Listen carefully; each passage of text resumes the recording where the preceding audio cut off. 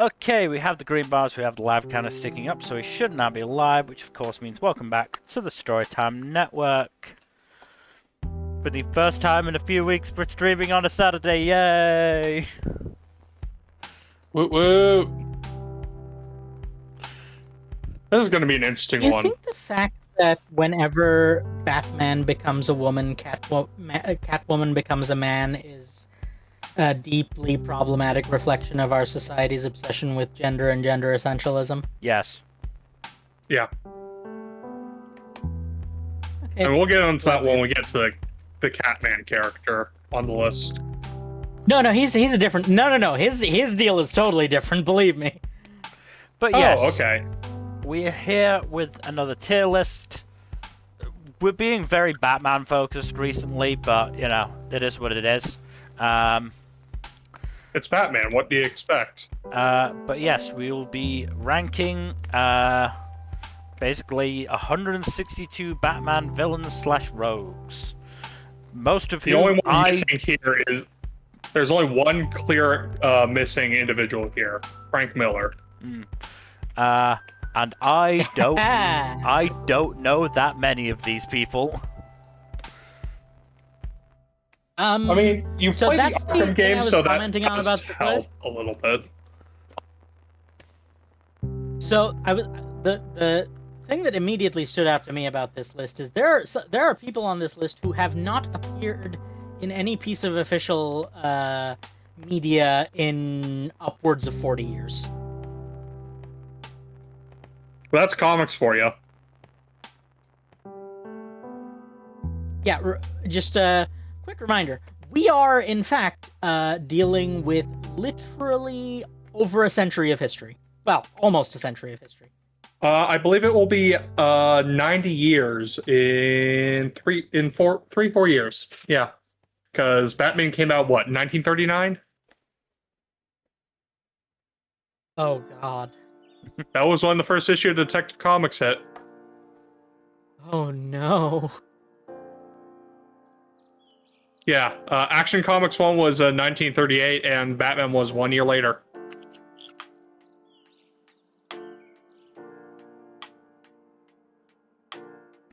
Wild, huh? Yep. So, yeah, Batman, out of all the comics pantheon, he has one of the longest histories there is to have. And of course, he's Well, he had got many the longest villains over superpower the course of that, yeah.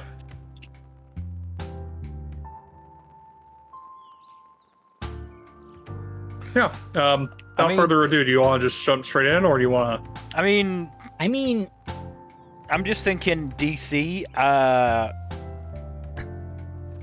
know Superman is older, because Superman was, like, one of the first, but... How many other, like, well-known heroes now, were there back then? Wonder Woman came out, like, a year or two after Batman, if I remember right. Yeah, Wonder Woman was World War II BDSM throuple love child. First appeared in 1941. So yeah, definitely one of the oldest DC. We're not gonna get into Marvel. Marvel's a bit weird with the timeline, but yes. When isn't Marvel weird about the timeline? At least they don't reboot as often as DC does. Well, no, Marvel is only not weird about the timeline when it involves keeping Peter Parker miserable. Anyway, yeah. Before we get started, we should go into the criteria we're using, and I think this is a good sort of test run to using the criteria we're setting up for the anime villains tier list, and how well it works with villains rather than just characters in general. Because can I make a request first of all, before we do this? Because can someone, and it will probably have to be Jack, just like open up the wiki? Oh, I mean, yeah. The wiki or TV tropes? Which one? No, for like, because there will be people here that none of us are going to recognize. So we should probably at least give a cursory glance at who these people are. But I'd have to use the fandom. Oh nope, DC database. Thank you. Damn it, it's also fandom. There are alternatives. Like, after a certain point, you're just gonna have to, like, lie back and think of England, as it were. Don't think of England. England sucks. Think of somewhere nice.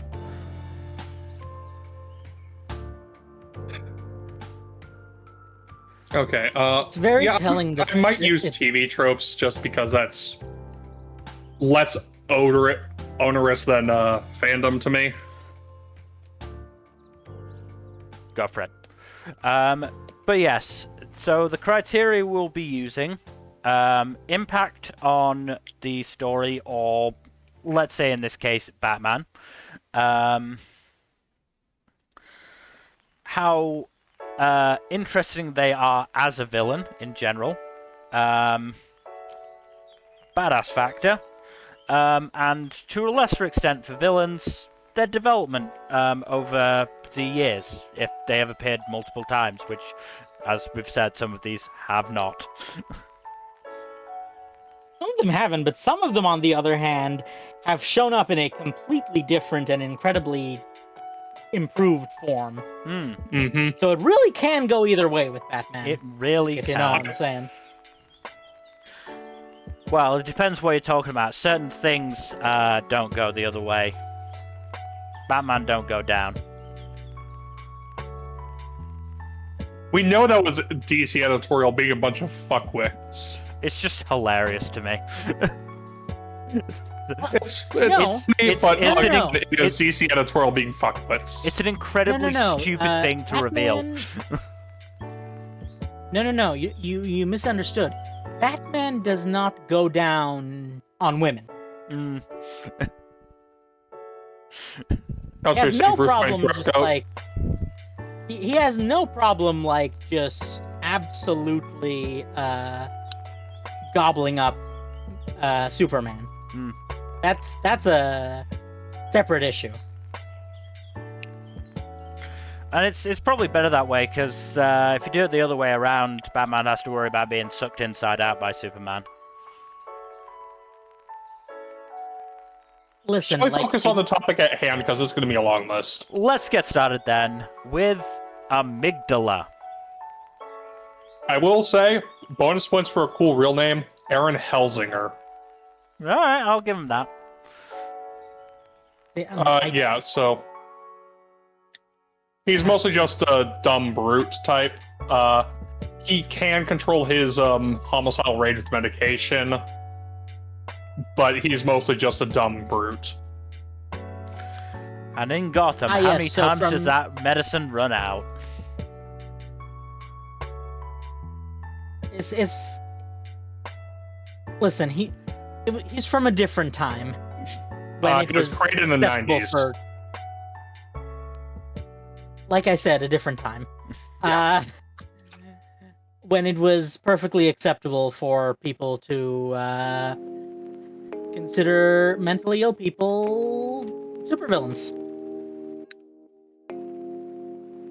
Though I will say, this is just an aside, we should probably address some of the common sticking points.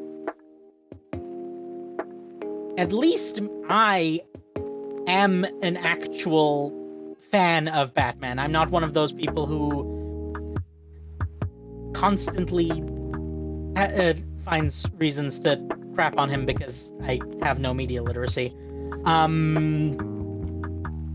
But, like, the whole Batman just beats up the mentally ill and homeless excuse, I don't know why it still exists to this day. It's a pretty bad faith take, I think.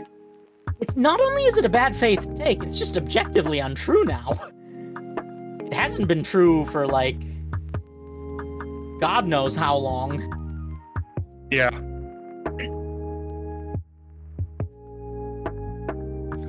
I've been my exposure to Batman is mostly through the Arkham games, Wayne Family Adventures, the Nolan movies, and then whatever other comics media has managed to slip into my brain. Were you not infected by the DCAU? No. Really? I don't know. Here's the thing, I don't know how much it was actually on TV in the UK, because I don't remember seeing it, and I spent a lot of time, like, in the cartoon channel section. So, Batman the Animated Series first aired in the early 90s. I don't know if it got reruns in the UK. That might be the issue. That is probably reruns the issue. Everywhere. I mean, there's also just a case of, like, Justice League and Justice League Unlimited were the ones that aired in the the early 2000s. So that's probably what more people have memory of, at least at your age. I remember. So, like, Batman was a pretty pivotal part of both of those series. So. Oh, absolutely. But there was, for some reason, a soft ban on most Batman villains in Justice League and Justice League Unlimited because there was a weird embargo shit going on. Anyway. Also, Batman villains tend to range from either completely ineffective against anyone with even the slightest superpowers to destroying reality. There is no middle ground with Batman villains. Well, in terms of destroying reality, we'll get to Condiment King later. First, we got to talk about Amygdala. I'd say, like, I think he's a C tier to start with, I think. We gotta start somewhere, and I don't think he, like, merits a particularly high rating because he's relatively recent and doesn't appear often. I was also gonna say, do we just want a tier for the irrelevant ones? No. They get ranked all the same. Fair enough. Yeah, I'd say C to start with, maybe D if we want to reassess later. Well, remember, Jack, at some point we've got to choose our new Archibald. I forget what that's a reference to. The Game of Fuzzy, you wouldn't get it because you weren't there. The Song of Ice and Fire tier list, we put Archibald Ironwood right down at the bottom of C as the most, like, nothing character in the series. He just does nothing. Yeah. He was basically our gatekeeper between C and D. Right. If you did something, you got above Archibald. Mm-hmm. Anyways, Anarchy. I was going to pronounce it's it Anarchy. Hilarious. It's kind of funny how little most lay people have of an understanding of actual anarchism, because, like, anarchy is often written by people who very clearly do not understand what anarchism is. I don't think most anarchists understand what anarchism is. No. That's that quality educational system for you. But core to anarchy is, like, he is a young man with a very radical aims because he hates the government and wants to destroy it to improve social conditions. I like the sound of that. Has shown up occasionally recently. Mm-hmm. He was in Batman Arkham Origins as one of the side villains. Yeah, okay. So the issue with anarchy, right, is that because he is used as a sort of excuse of, look at this stupid kid, he ends up, like, there's the in-universe reason for it is that he's dumb. But the problem is that it stems from an out-of-universe reason, which is they don't want to make the anti-establishment types look too good, or too bad. Or, no, too good, rather. Yeah. Mm-hmm. So that's one of the major issues with Anarchy in most of his appearances, is that he's just not written very well. I mean, if you want to see a really bad example of how he's written, just look at Arrow.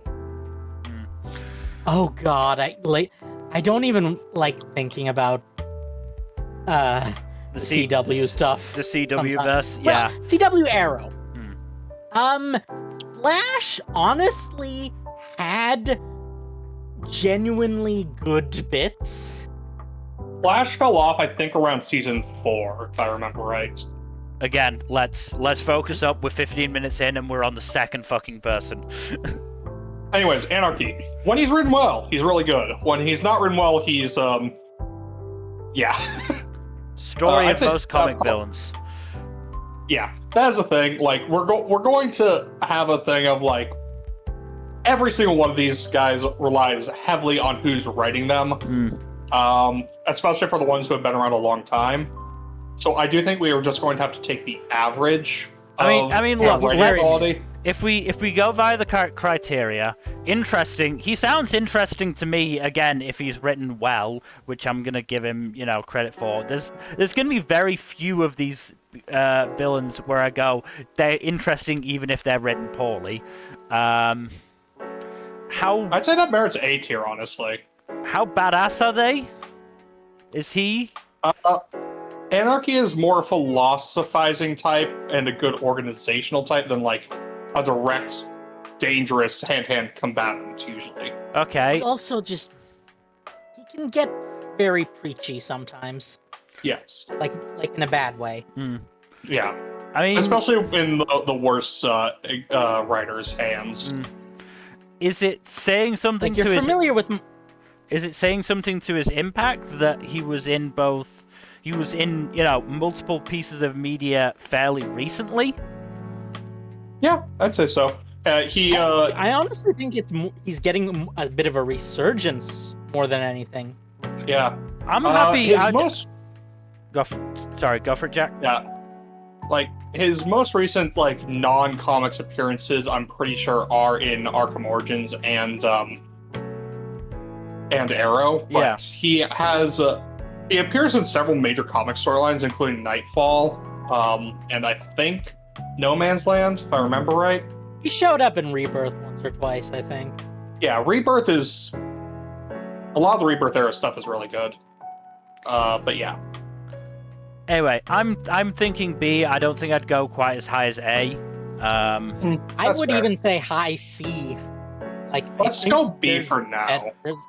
Yeah, you can go with B for now, but just like, I think there's like, you could do worse, but you could also do better. Yeah. Again, we're very much in the case of when we get to the end, we can have a reshuffle if need be. Now, Bane is fucking fantastic in his first appearance, and when he's in the hands of a good writer, he is excellently. Bane is one of the biggest variance things, like, in modern comics. Honestly, I would honestly say, if Bane is in the cast of a given adaptation or comics run, and you enjoy Bane, then you know you have a good writer. Yeah, the problem is that I also read comics, which, that's my first mistake, but like, I would say, like, the quintessential Bane storylines are Nightfall, obviously, Secret Six, which he's really good in, and the Tom King run of Rebirth, which had a good start before it went to shit. Yeah, I was gonna say, Bane became one of my most hated Rebirth iterations of a character by the end. In a good way or a bad way? No, like, hated as in, like, it made me feel his writing was botched. Not hated as in I was supposed to hate him. Gotcha. So not love to hate, but just hate the writing, yeah. Yeah. Like I said, most of that arc was well written before it fumbled at the end.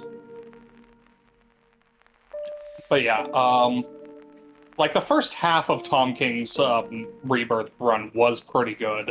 It's just like the I Am Suicide arc onwards is just kind of all over the place. Yeah, I still think Bane in the right hands is really good. He's really funny in the Harley Quinn show, for example, where he's Bane to me is better when you're making him comedic. I think Bane works best when you can mix in the comedic and serious elements really well. The Harley Quinn show does this. Secret Six does this to an extent. Nightfall was basically the introduction to the character, so they didn't really lean too much into more comedic elements of him yet. But yeah, and of course there's everyone's favorite Bane. I was born in the darkness, molded by it. Yeah, that was my I first thought you were exposure to Bane. I thought you were going to talk about the time when Bane thought that he was Thomas Wayne's illegitimate child, and then God, that storyline is hilarious. just moved in with Batman for like months. Honestly, I think Bane earned some points just for being able to be effectively retooled into an anti-hero and do so well. Like, when he's an anti-hero, he's also quite fun. Like, he's still a really good villain, in my opinion, in the right hands. And I feel like he has been written well fairly often. So I do think that merits an A or an S tier. Bane, I would say A tier just because he has very high highs, but his lows are devastating. Yeah, I can understand that one. Alright, we can put him in A for now. Wow, we've got a pretty even split to start with. Oh, I have Barbatos. words to say about Barbatos. Do it! No, it's I was Barbatos. reading Dark Knight's. 'Cause it's a I was bat. reading Dark Knight. Sorry, go ahead. No, I'm he- being dumb. I was reading Dark Knight's Metal as it was coming out, like issue to issue. Alright, anybody want to explain this to me? So Dark Knight's Metal is basically a big crossover story that happened, late Rebirth era with, was it concurrently or before Doomsday Clock? It was basically set up as a prequel to Doomsday Clock. Okay, so yeah, Doomsday Clock was the other big crossover event in the late Rebirth era. That was basically Dr. Manhattan fucking around with the DC universe. That's too complicated to explain here. But Dark Knight's Metal was the other big crossover in that time frame in DC, and a lot of Dark Knight's Metal was alternate universe Batmen who were villainous coming over to the mainline DC universe. Well, specifically, it was 7 alternate universe Batmen who each were a member of the Justice League. Like, there was the time when Green Lantern Bruce Wayne went totally evil. There was the Bruce Wayne that stole the Speed Force from the Flash. There was the Bruce Wayne that stole Cyborg's mother box. There was The most Doomsday famous Bruce one is the Wayne. Batman Who Laughs, of course. And well, no, he was saving him for last. But there was God of War, as in Greek God of War, Bruce Wayne, and then there was the Batman Who Laughs. Alright, so what the fuck is Barbatos about? He's just a guy. Like, literally, he is an evil bat god. He has no character. He is just there to summon the evil Batman. That is his only purpose. It's a demon affiliated with Gotham City. Of course, as I mean, I'm assuming one of the demons associated with Gotham City, because there's nowhere there's just one. Oh no, there's he's one of and he's also relatively new. He was only introduced in Rebirth, so he's gotta wait in line. Well, he actually He's not even popped up close. first in 1990, according to the wiki. Yeah, But he only really became a major thing during New 52 and Dark Knight's Metal. so what you're saying is he's Kite Man. I mean, We'll get to Kite Man. what I'm hearing is Oh, yeah. not very impactful, not very interesting. I mean, there's probably a badass factor from being a fucking demon thing, but again, one of many in Gotham, because Gotham is such a shithole. Mhm. I'm not thinking very high. No, not at all, really. We're gonna say below amygdala. I would put him in D tier, honestly. He's like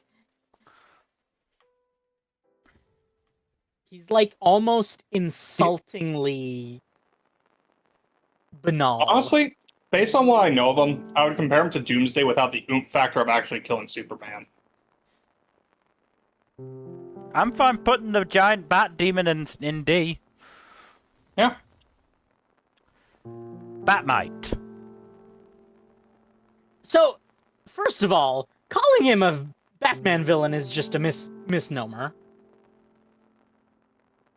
The only time he's really a villain is in Brave and the Bold. And even then, that was more like that was for the bit. Yeah.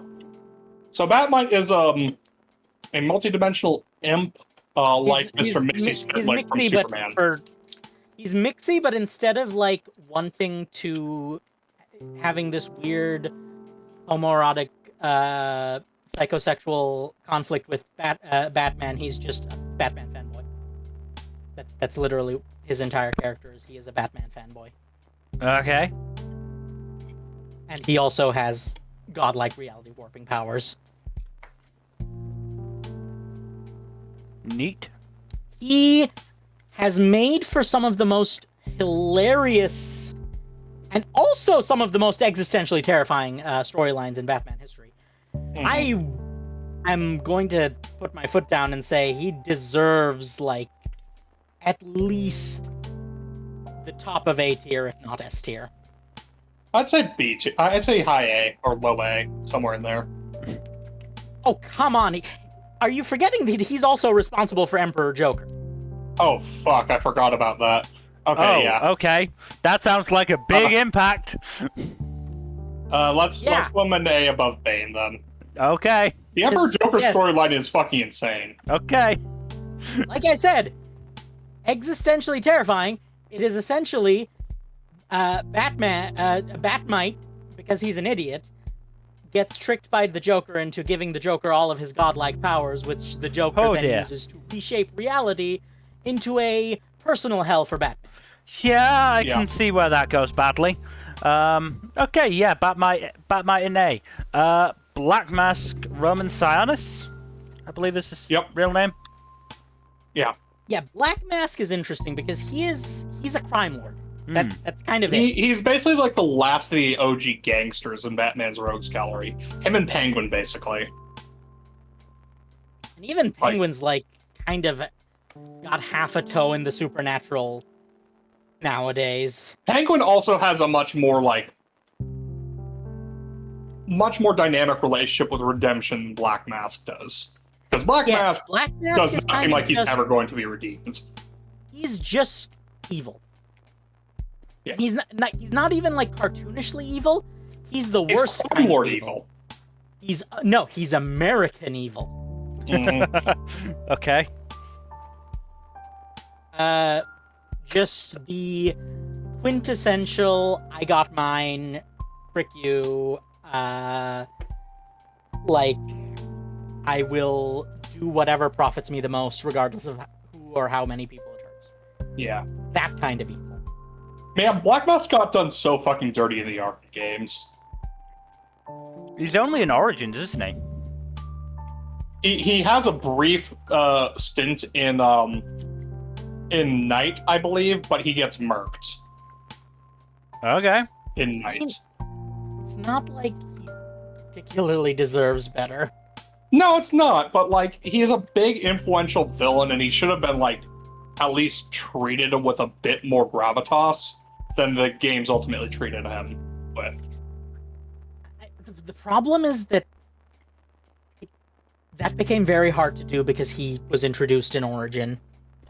Mm. Well, he was in the opening. He pops up in City briefly. He popped up in literally the opening perp walk in City, and that's it. Yeah, he gets the shit beaten out of him in the background. So yeah, the games don't treat him very nicely. He doesn't deserve to be treated nicely, in fairness, and Like, he gets Yeah, fucking dog walked in Under the Red Hood as well. Yeah, he's just not interesting. Right? Like, he's just... I feel like he works best as like a symbol of the old old ways of crime that's or like slowly being phased out by the weirdness of the rogues gallery, and like he is the last vestige of it that is adapting by being weird but not quite weird enough. Right. Okay, yes. He's in the wrong genre, essentially. He is basically He's someone who... He is the last holdout from the old crime noir genre that Batman is evolving from. And I think that is interesting. I think that's... He's not interesting. Conceptually, it's interesting, but he himself is not interesting at all. Because I'd say that's the point, is that... I'd say low B or high C still, because he is still, like, a good... When used well, he is a good representation of that transition from classic crime lord to supervillain. Posey, do you agree with that? All I know is he has never attempted to make a deal with some sort of eldritch entity to monopolize Batman's Gotham City's cocaine industry, and for that he is a coward. That was Penguin did that, didn't he? There are so many people in the Rogues Gallery that have done that. I don't even know where to start. Oh, is Snowflame in here? Please tell me Snowflame's in here. Damn it! Oh, wait, no, Snowflame's Marvel, isn't he? Yes, Snowflame is a different guy. Yes. Anyway, Black Spider. I'm not sure we're allowed to call them that anymore, but still.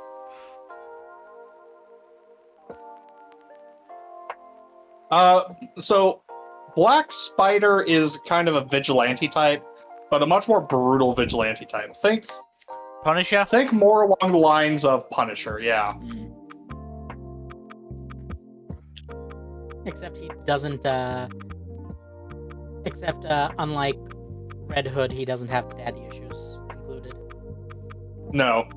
He's also on the Suicide Squad at one point, which is neat. Oh, cool. There are a couple other Suicide Squad at this point. I was gonna say there are like 5 or so villains here that are on the have been on the Suicide Squad at minimum. I could count, but I don't want to because that'd be a lot. Like in Rebirth, with the exception of Enchantress, wasn't the entirety of the Suicide Squad just Batman villains? Not the entirety, just a lot of them. Boomerang and Enchantress. Yeah. Everyone else was a Batman villain. God. All the ones who weren't like D-listers, yeah. Anyway, Black Spider. Yeah, Black Spider is it's a pretty minor villain. He's been around since the fucking 70s though. Give him points for longevity, I guess. Yeah. He's also one of many villains who has both died and come back to life in the course of his comics career. Well, yeah, Which, there's a fucking resurrection pit below the city. Multiple of them. It's actually harder to stay dead. I was gonna say, I feel like it's more of a like negative note to your career as a villain if you don't manage to fucking come back in Gotham. Oh yeah, no. I mean, the fact that you managed to die in the first place, considering you're fighting a guy with a no-killing rule, is honestly kind of shitty. But if you don't even manage to come back... To be fair, most of the Batman villains who die are usually killed by other Batman villains. Mm-hmm. Or by themselves in some sort of... ironic accident? Irony. Yeah. Yes. As is Joker's usual manner of death when he actually dies. We'll get to him. But yeah, Black Spider, I think he has a neat gimmick. He has a spider motive. Don't worry, Marvel. This is not any way related to Spider-Man. He has a very different story and trajectory. Do not sue. Allegedly. Well, DC doesn't make Black Spider miserable at every opportunity, so, Marvel can't be mad. You say that, but his family got murdered and he did a mutual kill on the people who did it. Anyway, where do we want to put Black Spider? I don't know. B tier, maybe? Maybe C? I don't know. What do you think, Fuzzy? I mean, what was the last? When was the last time he showed up? New 52, where he was in the Suicide Squad. So that's what. It was about 10, 15 years ago. Okay. But from the sounds of things, it's not that much. It's not that hard to actually get in the Suicide Squad. I doubt Waller has very high standards for a squad that's literally meant to die on the mission. No, like the bulk of the Suicide Squad's membership over the years has been C and D listers. So yeah, I'm not sure I'm going to count that as a particularly positive impact. How much of a threat has he been to Batman? I mean, not much of one. He's mostly a threat to other criminals. His main conflict with Batman is the kill versus no kill stuff. Okay, here's the thing, though. I feel like there are other people who do that better. Oh, Yes. Yes, we haven't gotten to Red Hood yet. I mean, yeah, Red Hood is the main example of that. Literally, he's basically just worse Red Hood in every way. So I'm honestly thinking C. I might actually put him below Black Mask. That's fair. All right, Blockbuster. Blockbuster is more of a Nightwing villain. Potato. Yes, but No, as we this is all the- know, This is the first Blockbuster. Okay, the one from who first premiered in the 60s. Are we gonna have to make allowances for for him, given the time frame he was introduced? I feel like we are going to have to do that at some point in this list, maybe even coming up very soon. listen, it was a different time, and they were much more And I'm openly racist. I'm willing to make allowances for different time villains. What is it about Blockbuster that you're taking issue with? I'm I'm just saying, are Not there him any of these specifically. issues? He's just the first that came up that could run into the issue. Yeah. So the first Blockbuster, this guy is a Batman villain. The second Blockbuster is the Nightwing villain. Yeah, okay. Also, if you're talking about issues, Black Spider is one of many characters in comics who is an African American with black in his code name. Okay, I feel like that should have been brought up. Sorry. So the tragic thing is that the reason we didn't bring it up is because when you've been a comic book fan for long enough, you just It just sort of goes by the wayside in your mental.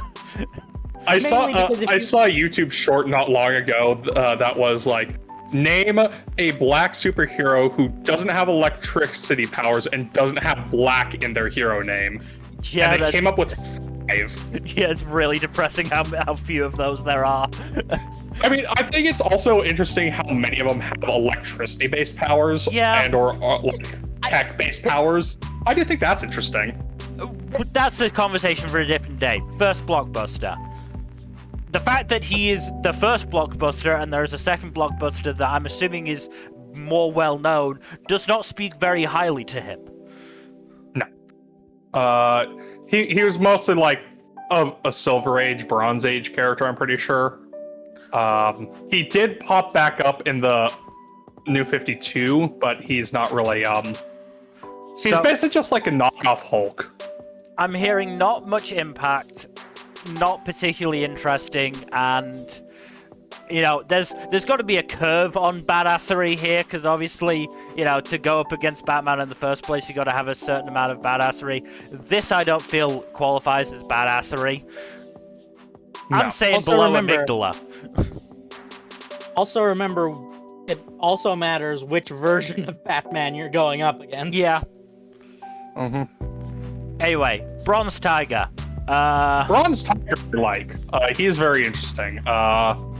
He pops up a lot. He is one of the more frequent members of the Suicide Squad who actually, you know, doesn't get murked immediately. Okay. But Also has been carried by, like many other Batman characters, he was hard carried by Brave and the Bold. oh yeah, he is really good in Brave and the Bold. Okay. Positive appearance in, you know, a Very well liked adaptation. Yeah, like He was also I'm pretty good. Oh no, was he in Assault on Arkham? I forget. It's been a while. I haven't thought about Assault on Arkham in a while, so I can't quite recall. I'm gonna look up who was in the who was in the squad on that one, because Assault on Arkham, despite its name being Batman Assault on Arkham, is a Suicide Squad animated movie. fair. So that lineup was Harley Quinn, of fucking course, Killer Frost, Deadshot, Riddler, Black Spider, Boomerang, and King Shark. So Black Spider was in that. Okay, cool. It was voiced by Giancarlo Esposito? What? Okay. Carlo Esposito has a way of popping up where you least expect him. Any other like adaptations of him? Okay, Bronze Tiger, God, he's not listed on the fucking, TV tropes page of Batman's Rogues Gallery for whatever reason. But he's popped up a lot, throughout the years. He's one of them, like I said, very recurring, Suicide Squad member, sorry, excuse me. In other media... calling him a villain is a bit of a misnomer, because, like... He's much more of an anti-hero, but he has flip-flopped here and there. Again, this is villains and rogues. Anybody who's like gone up against Batman at any point. by that metric, we'd also have to include the entirety of the Justice League. He was in the Arkham Origins Blackgate, I think it was DLC or something. Okay. And Suicide Squad to Hell to Pay, which I believe is an animated movie. Again, it seems like he pops up fairly often, so I think, he seems to have a bit of fairly decent impact. He's also been around for a while, because I think 1975 was when he first appeared. So on a personal level, where he particularly shines for me is that he has one of the more unusual power sets of turning into a Tiger Man. Well, no, because it's like he has a more martial arts adjacent power set, which is actually not as common in DC as it is in, like, by martial arts I mean the magic martial arts. He's considered one of the top 10 martial artists in DC, which is saying something when some of the other top 10ers are fucking Lady Shiva, Batman, and Cassandra Cain. All of whom literally are capable of fist-fighting gods and winning. Yeah. Either so, way, you know. I'm what I'm hearing is telling me high B, low A. What do you think, Fuzzy? Low A or high B? I vote high A, or low A rather. I would be more just from an aesthetic standpoint alone. I would prefer him to be an A. Okay. Yeah, that works for me. Brother Eye, very interesting one. So, are you familiar with Justice League Doom, Mel, the animated movie? No. Okay, so Brother Eye requires a lot of context. So Brother a lot of context. So Batman, in the wake of Countdown to, not in the wake of, in the lead up to Countdown to Infinite Crisis, was growing steadily more paranoid about his fellow heroes. So he created Brother Eye as a sentient satellite network. Oh no, is he DC's Ultron? He is basically DC's Ultron, yes. Okay. Brother Eye as in Big Brother Eye. Yeah. Yes. And he goes rogue during Infinite Crisis, and is one of the main villainous factors there for about 2/3 of the event. Infinite Crisis is a crazy clusterfuck of a storyline. Though to be fair, he had a very strong supporting heroic role in Brave and the Bold. Again, we're learning that Brave and the Bold is a very important piece of Batman media. Honestly, I need to rewatch Brave and the Bold. It's been so long, and it's really good. Because, he, in Brave and the Bold, he was responsible for empowering a, superhero ally. because they I forget. not. Yeah. It was a stupid acronym name. Let's not worry about it too much. Regardless, Brother Eye is really interesting just in the conception of him, and in the execution, he's had a couple very different portrayals. Yeah. Yeah. Honestly, one of the biggest questions is any adaptation or any involvement of Brother Eye requires you to first think how sapient he even is, because that also varies from version to version. Also, Mill, your homework is to watch Justice League Doom, because that's also really fucking good. I mean, I'll try and fit it in if I can find it somewhere. It's on Max, I believe. You know I don't have access to Max. Fair. Also everywhere if you have the eyes to see. I know, that's... Either way, where are we putting Brother Eye? Because we really need to speed this up. Hey. Use your own judgment to determine where. We can figure out the order later. No, I'd like to try and decide order now, but I'll put him below Bane. Bane gets a lot of love from me just for being a fucking luchador. Bruno with the fucking swastikas on the tits and lipstick, I think. I don't know who Bruno is. Bruno's a very deep cut even for me. Do we talk about Bruno? No, we don't. Neo-Nazi woman and ruthless gang leader. Oh, jeez. Okay. Did the swastika pasties not tip you off? I mean, I was hoping it was meant in the Buddhist sense. When these characters were created, they didn't even know that was an interpretation that existed. Can I also just say, having just Googled her, I'm honestly quite glad it's a woman. Oh, fucking course it was Frank Miller. God damn it. I'm quite glad it's a woman and not a, feminine presenting man.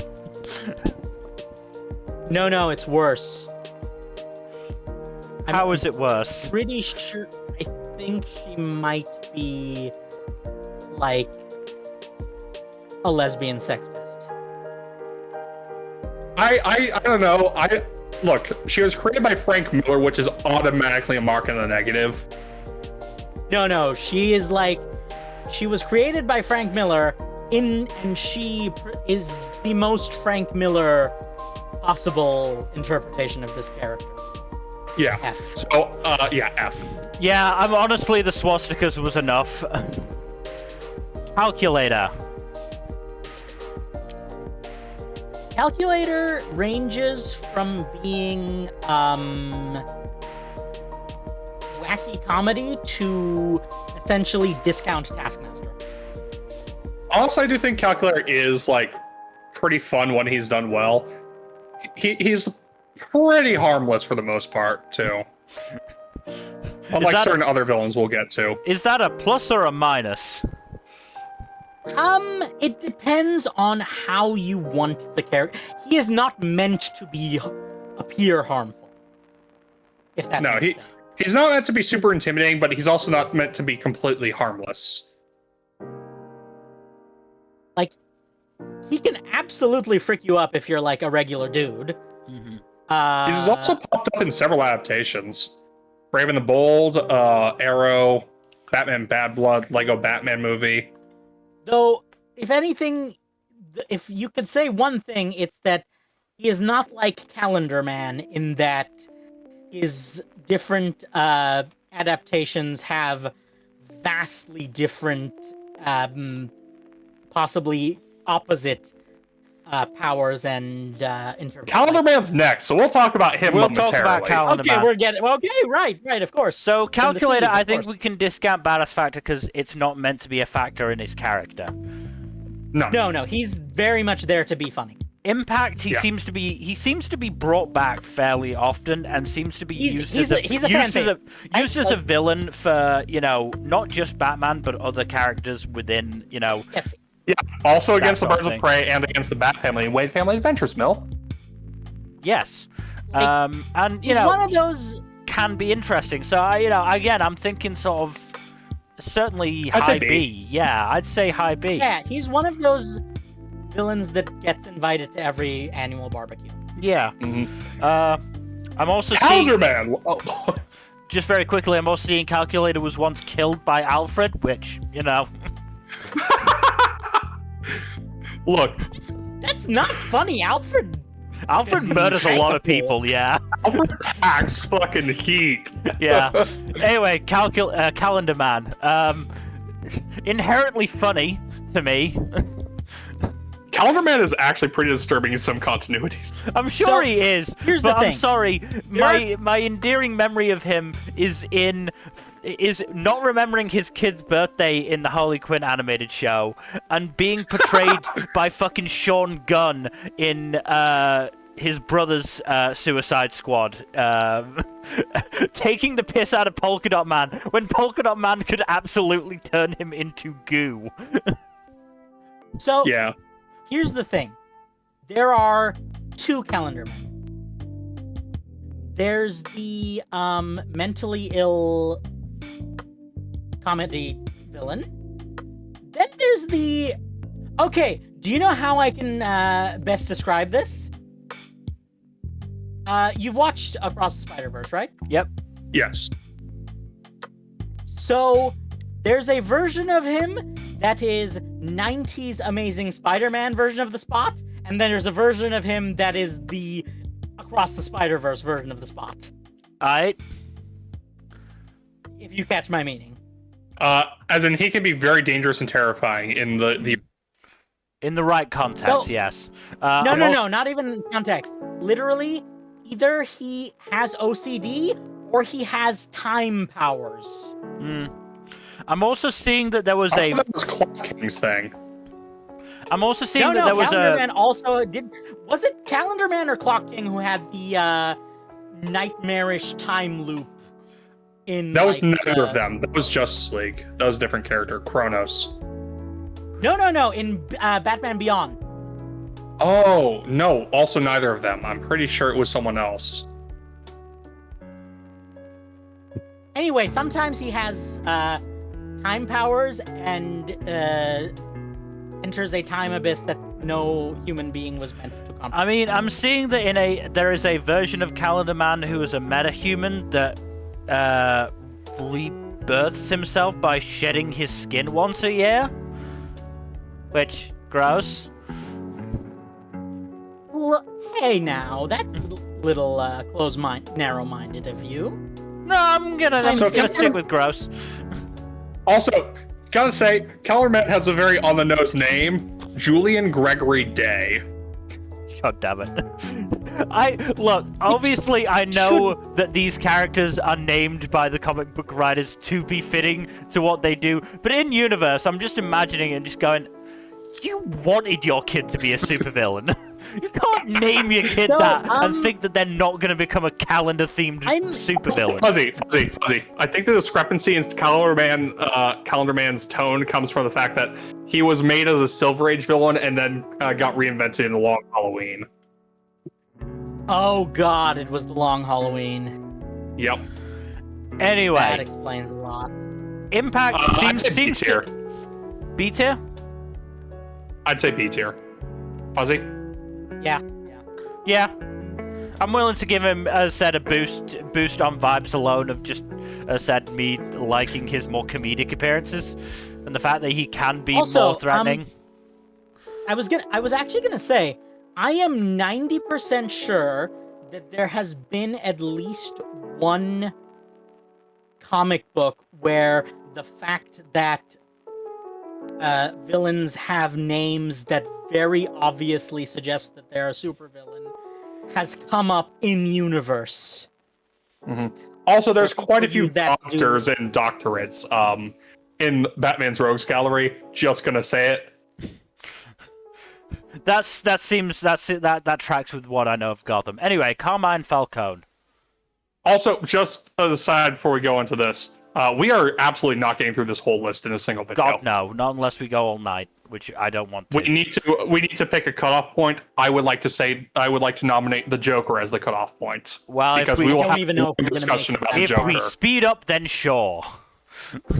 If not, then we'll figure something else out. Carmine. Carmine is basically like one of the OG gangsters at the start of Batman's career who gets, phased out by the supervillains. I think like his last big comics thing was Long Halloween. He first appears in year 1 in the 80s.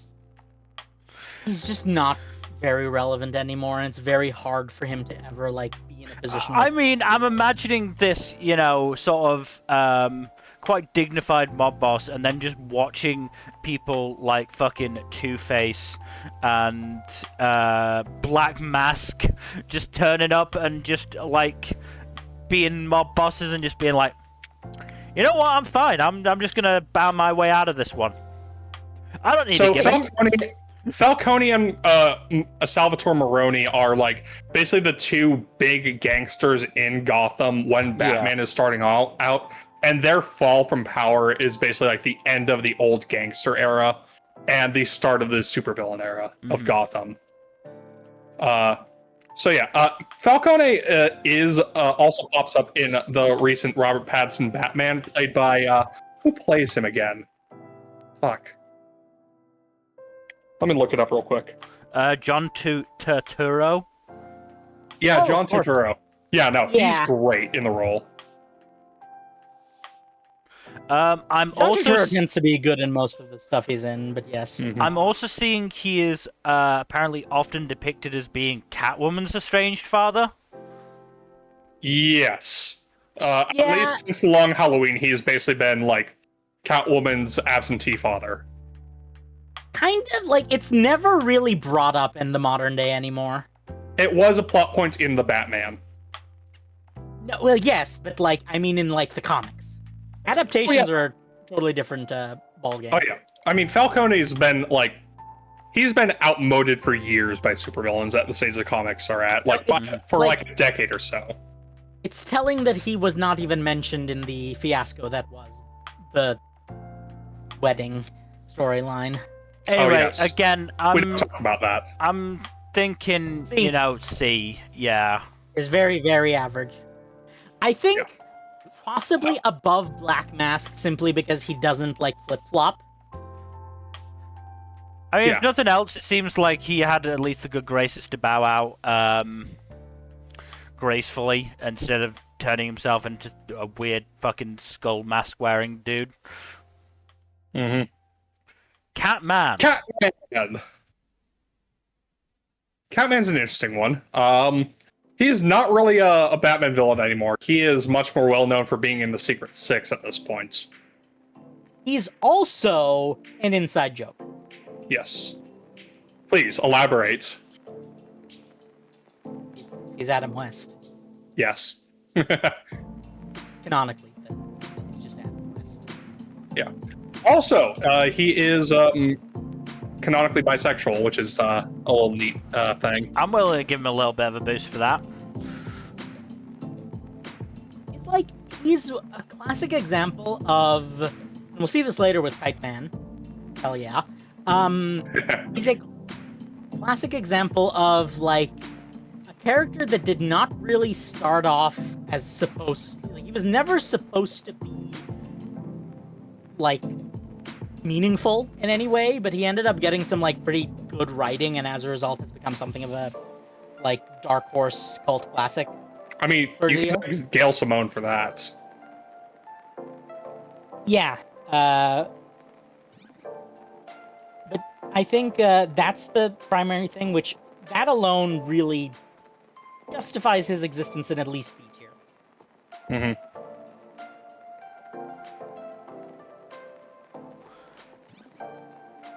You want to say B tier, maybe? Yeah, that's what I said. B tier. He is. Yeah. I think he's okay, but he's not really he's even fast food feels like it's a bit too cheap, but like, you get what I mean, right? Like, he's not the like. He's like takeout pizza. Yes. Great example. He's not bad, but like, you know. Catwoman. I'm gonna just say Catwoman belongs in S tier. Yeah, I think Catwoman is probably going to be our first S tier.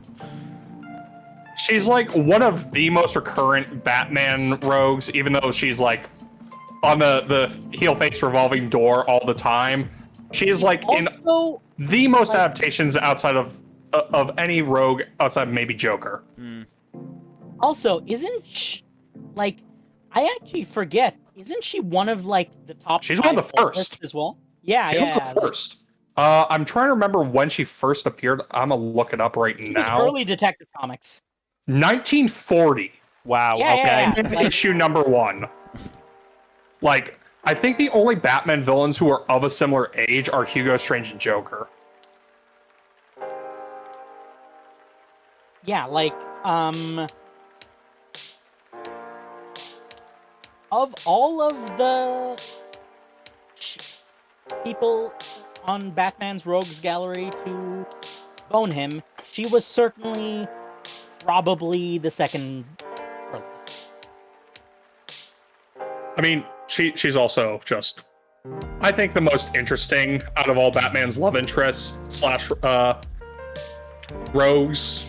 At least, you know, the ones that have the whole like back and forth faux romance thing going on. Honestly, it surprises me that they've never given Batman a kid with Catwoman in the same They vein have. as- Some alternate universes have. Oh, okay. In one okay, then I'm alternate universe, Okay, then I'm surprised it hasn't stuck. yeah. it's So Earth 2, It's a Earth 2 in Mary the Jane situation.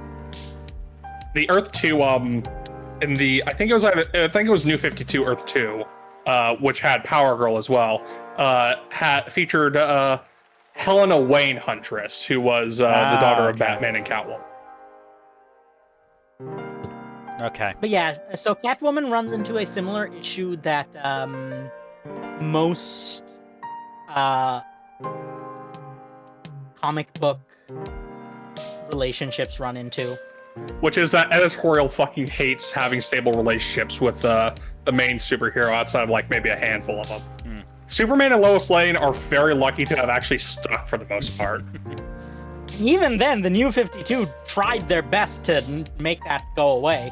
And it was insanely unpopular, even by the standards of like comic book breakups. Which is Yeah, like- saying something. New 52 was a mess in many ways. And New that was- 52, you want to know what's really crazy? New 52 started with about 10% female writers, and I think there was like maybe 1 or 2 by like the 1 year mark. Which explains a lot. Anyway, moving on. Cavalier. Cavalier is also from the 40s.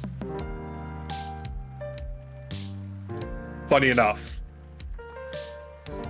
He has actually appeared fairly recently. I believe in, he actually appeared as recently as New 52 era.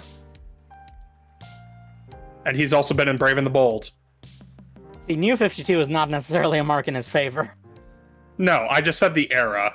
I don't know if he was actually in New 52 or not. Okay, yeah, he was in Batman the Dark Knight, which I believe was a New 52 title. But yeah, he also appeared in Brave and the Bold, the cartoon, which is really fun. He's been in a couple other adaptations, but that's the one he has the most appearances in. He's in like 3 or 4 episodes. But yeah, no, I mean, like his concept, a little swashbuckling, charming rogue type. I like his aesthetic. I'm not sure whether that's going to necessarily save him from C, but you know. See, that's the thing, is with Batman villains, it is a constant battle between I like this character because of their aesthetic, but also, what is this person doing as a Batman? Always have to rather varied rogue gallery, if we're being honest. Yeah, that is the consequence of being ancient, right? Like, they didn't really like establish any clear themes with Batman until like probably the 70s, I want to say. At least not with his villains. Okay, let's give him some credit. He was initially unwilling to hit Batgirl or Batwoman, and then decided to hell with gallantry and started beating the shit out of them. That's amazing. Or at okay. least trying to. Okay, let's put him in B tier then. That deserves some credit. I'm bottom of B, but you know. Yeah. It reminds me of a quote from Batman the Brave and the Bold. The hammer of justice is unisex. The Brave and the Bold is really good. Circus of Strange. I know fuck all about this one. I'm pretty sure this is a collection. it probably has something to do with Hugo Strange based on the name. No, Professor Pig. Oh, huh. Oh god, So this is they're basically Morlocks. just... First appeared in 2009, created by Grant Morrison and Frank Quitely. Okay, Grant Morrison is actually a pretty good writer of Batman, and in general. I was gonna say I'm fairly sure in general from what I've heard. Yeah, Grant Morrison is one of the more consistently good comics writers. Grant Morrison also basically wrote The Matrix. Wrote what now? So, are you familiar with... Wait, Grant Morrison's is the writer of The Invisibles, right? I'm not thinking of someone else. I'm not sure. I know he's been around. I'm gonna look up his bibliography because Oh wow, Grant he's Morrison. been around. Grant Morrison is a Glaswegian. Good for him. I No, believe. good for them. Good for them. They are non-binary. Okay. So they've done lengthy runs on Animal Man, Doom Patrol, JLA, Action Comics, Green Lantern, Batman, and yeah. What were they Invisibles? I'm not seeing Invisibles listed here. Maybe not. Oh no, they did. They did write the Invisibles. Yes, that was their original work. That was at least partially biographical in a weird Alan Moore sort of way. Anyway, okay, coming back to it, Circus Strange doesn't seem that relevant, so not much of an impact because I'm not really seeing much about them. They're mainly goons for Professor Pig, it seems. Colorful goons, so maybe that merits a D tier rather than an E.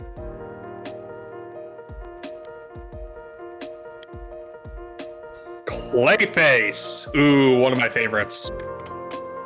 Clayface is another one of those that has been reinvented like 6 times and is completely different. We're going to go with the fucking okay, let's go with Basil Carlo, just because that's the original and the most famous one. And also that simplifies things immensely. Because if we don't, we're gonna be here all fucking day.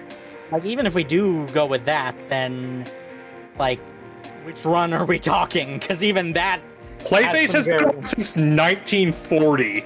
Yeah. Also, I want to say, really like that Clayface is one of the rare comic ones who's had a redemption arc that has actually stuck for a while. So he joins the Bat family in the Rebirth run of Detective Comics, and his redemption has stuck so far.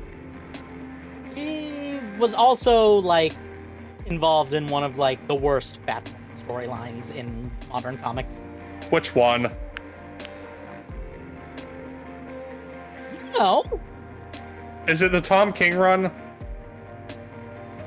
No, or is it the other one. It's the Detective Comics run. Oh yeah, that one. I liked parts of that run. some parts of it were good. I think Clayface's writing in that stretch were mostly good. No, Clayface's writing was good. The problem was the Was Bat Family Batwoman, writing. yes. Not just Batwoman in Batwoman. particular got shafted. Yes, but like a lot of the Bat Family had some very bad writing in that run. I think the only one that really got out well from that one was Cassandra Cain. Listen, I love Cassandra Cain just as much as the next guy. She's been a shafted. very easy character to write well, shall we say. She's also just been shafted a lot by DC, but that's another discussion That's for more another time. editorial bullshit. Yeah. I'd say Clayface belongs in either A or S. He has a very long history that's been very varied, rather varied, but also he's been in a lot of adaptations and he's been done very well. And in multiple different ways. In the Arkham games, in the Harley Quinn show, in the various cartoons. Suicide Squad Isekai. Yes, that was a really good incarnation of Clayface. He was fucking Michael Jackson for some reason. Yeah, and it worked. Wait, I wanna say yes here. was he Michael Jackson or was he engaging in intercourse with Michael Jackson? Because either of those could be true. He just looked like Michael Jackson. He had the outfit, basically. You can understand my confusion. No, I get it. No, I get I it. understand. I understand. Clock The King. Clock King. Really interesting concept for a villain, because his whole gimmick is really simple. It's just he keeps extremely meticulous track of time to time his crimes perfectly and elude capture in the process. I don't think he has any superpowers.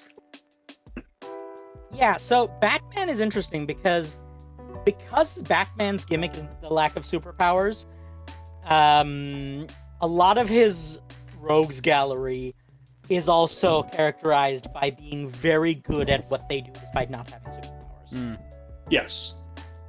You know, like it's poetry, it rhymes. All right, George Lucas. But yeah. So, want to guess his fucking name? There's been a couple different names for him. One of them was William Talkman.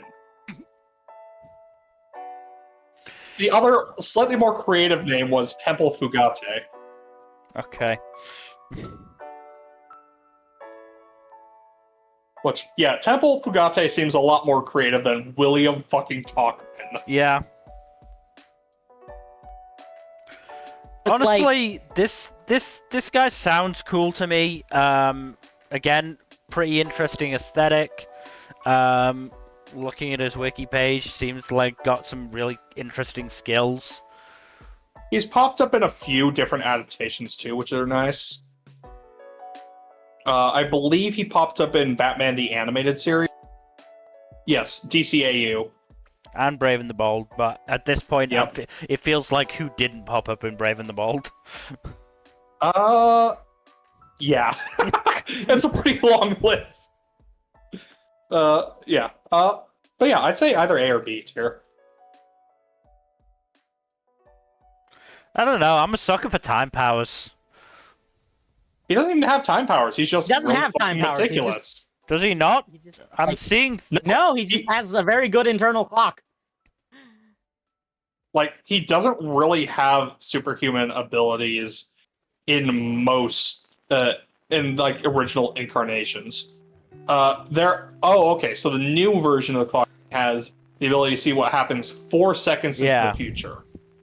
Which, again, very limited use superpower, but very handy to have if you are very good at keeping track of time. Yeah, no, I'm willing to put it Shout out below to Bungo A. Stray Dogs.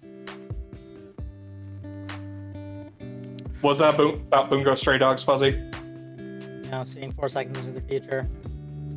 Mhm. Never mind. Clue Master.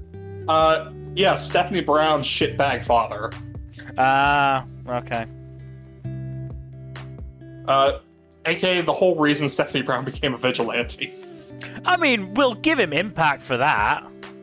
Oh, speaking of bad Detective Comics runs, Oh, are you referring to the fact that are you referring to like the pre-rebirth one or the rebirth one?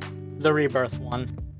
Yeah, no, he does some dumb bullshit in that one that fucks her over. No, I wasn't talking about him. I was talking about Stephanie Brown. Oh yeah. No, Stephanie Brown's writing in that run was bad. Like, I think out of all the Bat Family in that run, she got the worst of it. Sorry, No, I'm just also had some bad writing there. I'm just reading portions of Cluemaster's Wikipedia page. He apparently saw his friends Big Sir, Clock King, and Multiman die, but only saw the first two as tragedies because Multiman had died many times before. So it was basically like, I can't summon up the emotion for him anymore. He's just done it too many times. Yeah. Anyway, I mean, Impact alone probably gets him up into B.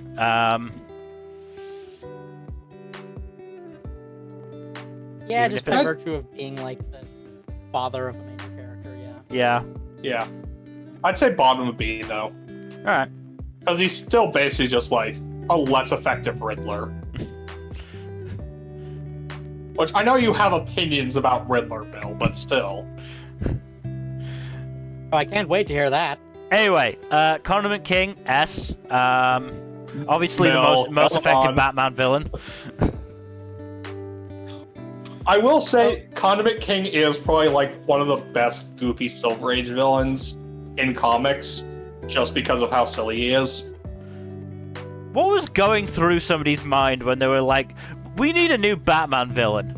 Why not a guy who just sprays condiments? Oh my god, he only was introduced in fucking 2002. So you don't even get the goofy 60s excuse. No, you Somebody don't. this century said this is what we need for Batman. A guy who shoots And they were ketchup right. and They mustard. were right. Bruce Timm No, and they were Paul absolutely Dini, correct. you madmen. His name is Mitchell Mayo. Oh my god. Again! Come on! Oh, that's perfect. Okay, his original origin was that of a stand-up comedian who angered the Joker, so kidnapped and brainwashed him into becoming a ridiculous supervillain as vengeance. Amazing. Amazing. I fucking love Condiment King. So yes, funny. he's one of the characters who was one of a couple characters who was introduced in Batman the Animated Series who got ported to comics. Oh Not as god. famous as Harley Quinn. Oh god, the big bad bat guy. I knew you'd catch up to me sooner or later. How I relished this meeting. You, the dynamic Dark Knight, versus me, the conceptual Condiment King. Come, Batman. Let's see if you can cut the mustard. Okay, he's an A-tier villain for sure. I'm sorry, he's too ridiculous. It's too funny. No, it's great. I love it when they lean into the cheesy silliness. Like I said, I think A-tier works great. Yeah. I'm not gonna fight you on this. This is like, I agree. I'll put him bottom of A-tier, but he's got to be an A-tier for me. You're not wrong. It's too You're funny. not wrong. He's too funny as a conceptual villain. Copperhead. There's like 5 different Copperheads throughout like the history of the character. The one that they posted is the one that was featured in Arkham Origins, Right. but the original Copperhead was from the fucking 60s and was a guy. Okay. There's also one in Rebirth Suicide Squad who had a thing where his daughter was being held hostage. It was a whole thing. Yeah. I don't know how many different Copperheads there have been. There's been at least a couple.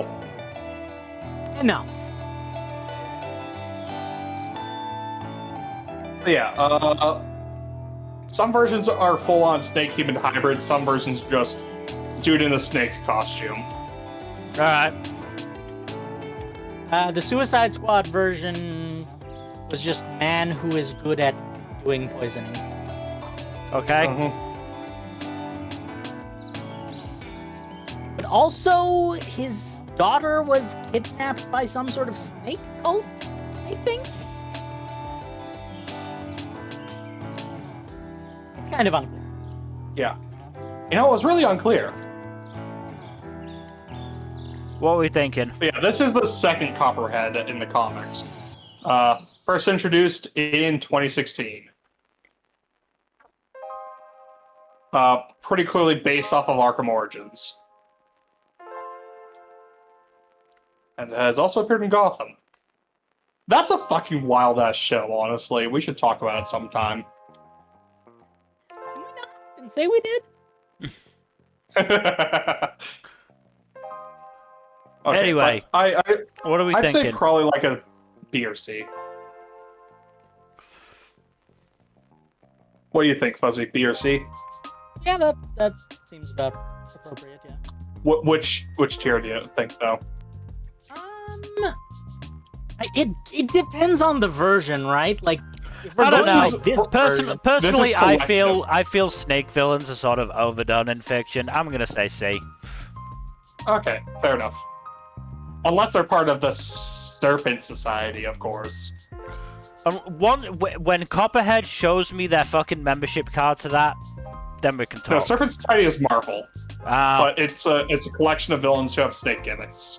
I'm sure there's an equivalent in DC. That's how unoriginal it is. There's an actual fucking group of them in Marvel. Anyway, Cornelius Stirk. I have no idea who the fuck this dude is. Does seem familiar to me. Let's I have a can't- look. I can't quite. put my Cornelius finger on it. Stirk. From the 80s, okay. 1988, can cause fear or hallucinations through telepathy. Knockoff Scarecrow, got it. Cannibalistic serial killer, Cockney metahuman.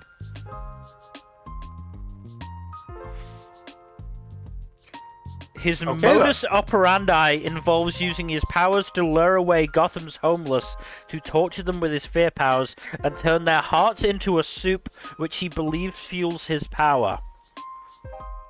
Okay, that's just gross. I mean, it's gross, but I'll give him points for creativity. He was also in Gotham, the TV Also, show. hearts are great for making soup, by the way. So just like, don't knock it till you try it. He I'm was electing to ignore apparently that. he was apparently in Nightfall. Oh, okay. Well, so many villains were featured in Nightfall because it was basically like Batman, Bane throwing a shitload of villains at Batman to exhaust him before taking him out. He worked with Joker in an attempt to kidnap Gordon, but he wanted to kill Gordon, which Joker didn't like. Joker's morality is fun and weird sometimes. Joker's morality is. To be fair, it seems like it was it may have been a case of Joker wanted to use Gordon as bait, which he couldn't do if Gordon was dead and his heart turned into soup. I mean, correct. Rare So, W I for agree Joker with being you. the saner person. While I agree with you in principle, I don't think the heart being soup would have posed that big of an obstacle, quite frankly. Anyway, Anyway, yes, slightly unoriginal gimmick with regards to Scarecrow, but the I do fear think bullshit. it's different enough to not be full on like, okay, this is just a knockoff. Yeah. Listen, I can appreciate a villain who knows how to make good use of organ meat. Honestly, kind of same. I'm willing to go high C. I'm fine with that. Yeah. The Court of Owls are a very interesting concept. I don't remember how badly New 52 fucked it up, though. They are one of the 952 different secret societies in the magical underbelly of Gotham City. I think their gimmick was demons? Their whole gimmick was that they've been a centuries-long secret organization that's used its power, wealth, and influence to basically maintain the status quo of Gotham. The Illuminati. Except, Effectively. well, yes, Kind of. except they're not. Not only are they not the only one of those in Gotham, they're not the oldest or the youngest, and they're not the most powerful. They're not the weakest. They're very middle of the road, as far as Gotham Illuminati is concerned. However, they are probably the most impactful of relative to their age, comics-wise, because they've only been around for 14 years. They were the most involved with the Lazarus Pit. Yeah, they honestly one of the handful of actually good additions from the New 52, which does bring them up a bit in my book because most of the new additions from New 52 were dog shit. Just across the board. They also spawned another of Batman's villains in Owlman. No, Owlman's completely unrelated. Oh, Owlman is a totally different concept. Yeah, no, it's confusing, but that's comic books for you. No, the Court of Owls had Talons as their person. Are you sure? If we're talking about the Owlman shown in this tier list, then yeah, Owlman is very different very unrelated from the Court of Owls. Also depends on which Owlman, because there's like 9 of them. No, that might be another point. Lincoln March. Okay, so there are 2 different Owlmans. Okay, Lincoln March. Not just 2. There's at least one Owlman is the Joker. One of them is Jason Todd. One of them might be Bruce Wayne or Thomas. No, one of them is Thomas Wayne. Thomas Wayne Jr. is the one from the one that we all know and hate from Crisis on Two Earths, for example. Yes. So there's Thomas Wayne Jr. There's the Joker. There's Jason Todd. And then apparently there's this guy. So we're going to go with. We're just going to lump in Lincoln March with the rest of the Owls. Yes, because for simplicity's sake. Considering the fact that he was literally the 4th person we think of when we think Owlman, he's not very high priority, is he? No. Absolutely. Anyway, interesting premise, semi-interesting owl gimmick. Well, the premise is not very interesting, but they're okay. The gimmick and the execution are what pull it up, I think.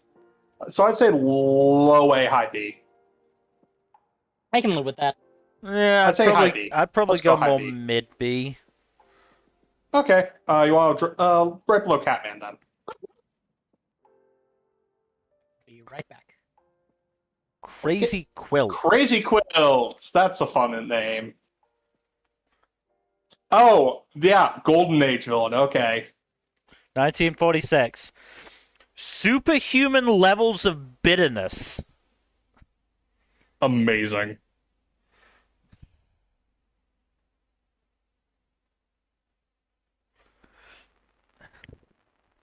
Uh-oh. Okay. What? Oh, Fuzzy dropped out of the call. Fuzzy did say he was going to be back. There he is. Hello? Oh. Yes, I'm sorry. On his wiki page under powers and abilities, Crazy Quilt possesses the strength level of a man his age, size, and weight who engages in moderate regular exercise. You see that a lot in comics wikis. It's just a hilarious way to say he's a normal guy. He's not got super strength or anything. Also, you want to know which comic series he first premiered in? What? Boy Commandos. Oh, jeez. Okay. It's from 1946. It was a different time. Yeah. But he's been around a while. He's popped up as recently as like 10, 15 years ago, so...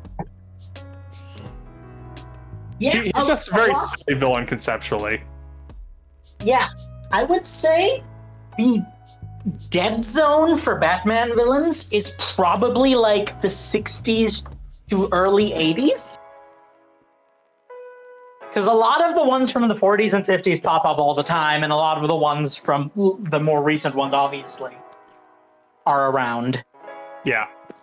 I'd say anything from, like the 60s to the early 80s, the zone outside of a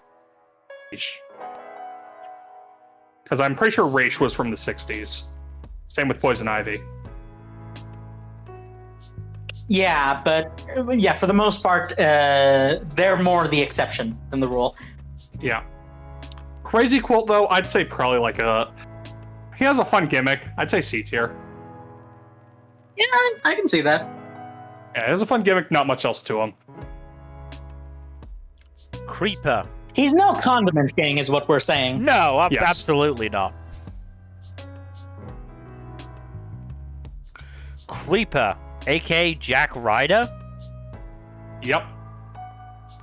Man, I might not Jack have. Ryder, Creeper is more of a wild card than an outright villain, from what I remember. I might not have antagonized Ryder so much in the games if I realized he was actually a fucking,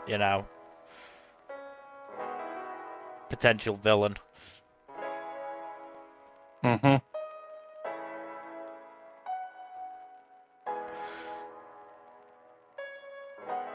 Creeper is interesting because he's one of the villains that show up. I feel like he's one of the more easily forgotten ones.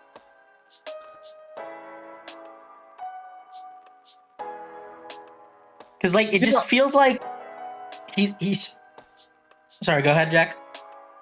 Yeah, no, he doesn't pop up a lot in his Creeper persona anymore, because, most adaptations just use Jack Ryder, if they use him at all.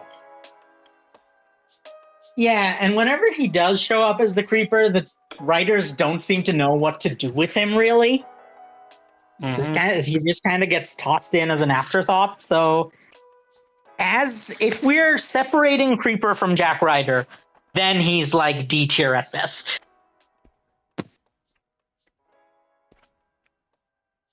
Yeah, sounds about right. Yeah, Creeper's just not as interesting on his own without the duality. Still So top of D. I would put him. I would put him below Bar. Oh, I also think Barbatos should go higher in D, if only for the fact that he was defeated by Batman in a suit of armor riding a Joker dragon. You should have Okay, mentioned that's pretty that. fucking cool.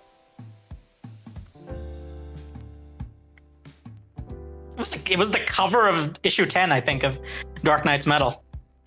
Mm-hmm. Batman, Superman, and Wonder Woman riding a Joker dragon and fighting to defeat Barbatos. David Kane, aka Cassandra Kane's father. Oh yeah, shitbag. Same, basically just put him next to... Cluemaster.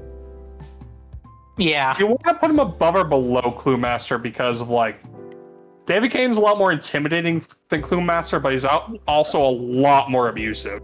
He's a lot more abusive. Yeah, he's also a lot less original.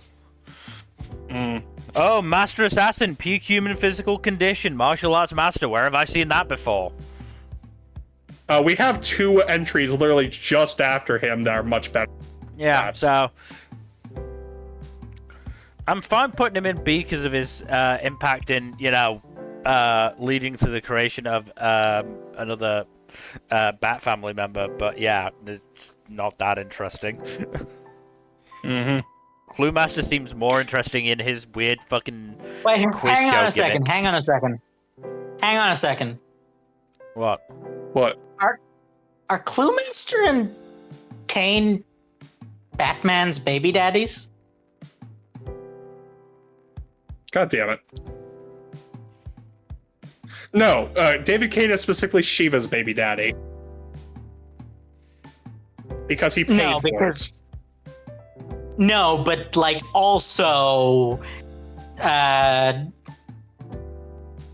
Cassandra Kane is Batman's daughter. I mean, That's yes. his baby. That is Batman's baby. I don't think Shiva cares that much one way or the other. Fair. I mean, she was still better the parent than fucking David Kane, which is bars in hell, but still. Deacon Blackfire. Deacon Blackfire, I think, is the first one-shot villain on here. What, where he only Like- appears once? He has only appeared in one comic in 1988, and he has not appeared since Alive. He died in his first comic, and he's only shown up posthumously since. Why is he on this list? Because Batman Because beat he's the fu- shit out of him. Also, because he's like legitimately terrifying cult leader who brainwashes Batman at one point.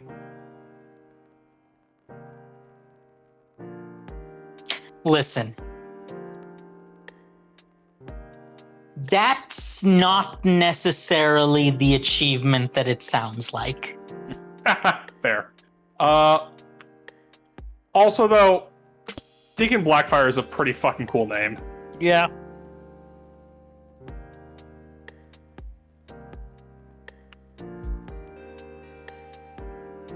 Yeah, he mostly turns up as a zombie spirit or is attempted to be resurrected after... Yeah. So he's much more of a posthumous threat than he is like Which is a recurring honestly villain. kind of interesting in and of itself. Yeah. We Yeah. were actually just talking about that with Black Spider, weren't we? Yeah. How it's really more of an achievement to remain dead consistently.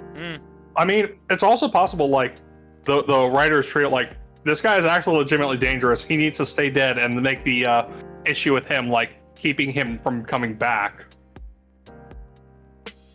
Which honestly makes him for a more interesting recurring antagonist, because he antagonizes from beyond the grave. Apparently, Yeah, I feel his, like on a meta level, he deserves a place in B tier. apparently Yeah. his undead soul tormented the minds of Arkham Asylum's inmates, which, you know...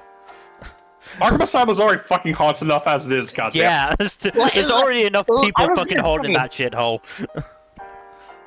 I don't think he so much tormented them as he, like, threw his own, like, money into the pot, as it were. I'm imagining it was just his, like, proselytizing to his cult. Mm. Anyway, I But yeah, think middle of B B, tier, yeah. Yeah, middle of B. Yeah. Deadshot. Deadshots. Okay, oh god, we have Deadshot and then Deathstroke back to back. Good god. I mean, I think Deathstroke is a bit more of a Teen Titans villain, but he's popped up enough in We'll various talk about that. comics. I have words about Deathstroke, Jack, but let's deal with Deadshot first. Deadshot's been around since 1950. So here's my issue with Deadshot. His writing has been too inconsistent. Like, the only consistent thing about Deadshot's writing is that he's inconsistent. I mean, the only consistent thing about Deadshot, period, is that he has really fucking good aim. No, not even that is consistent. Because sometimes he's just a dude with good aim, and sometimes he's just literally a superhuman. So not even that is consistent.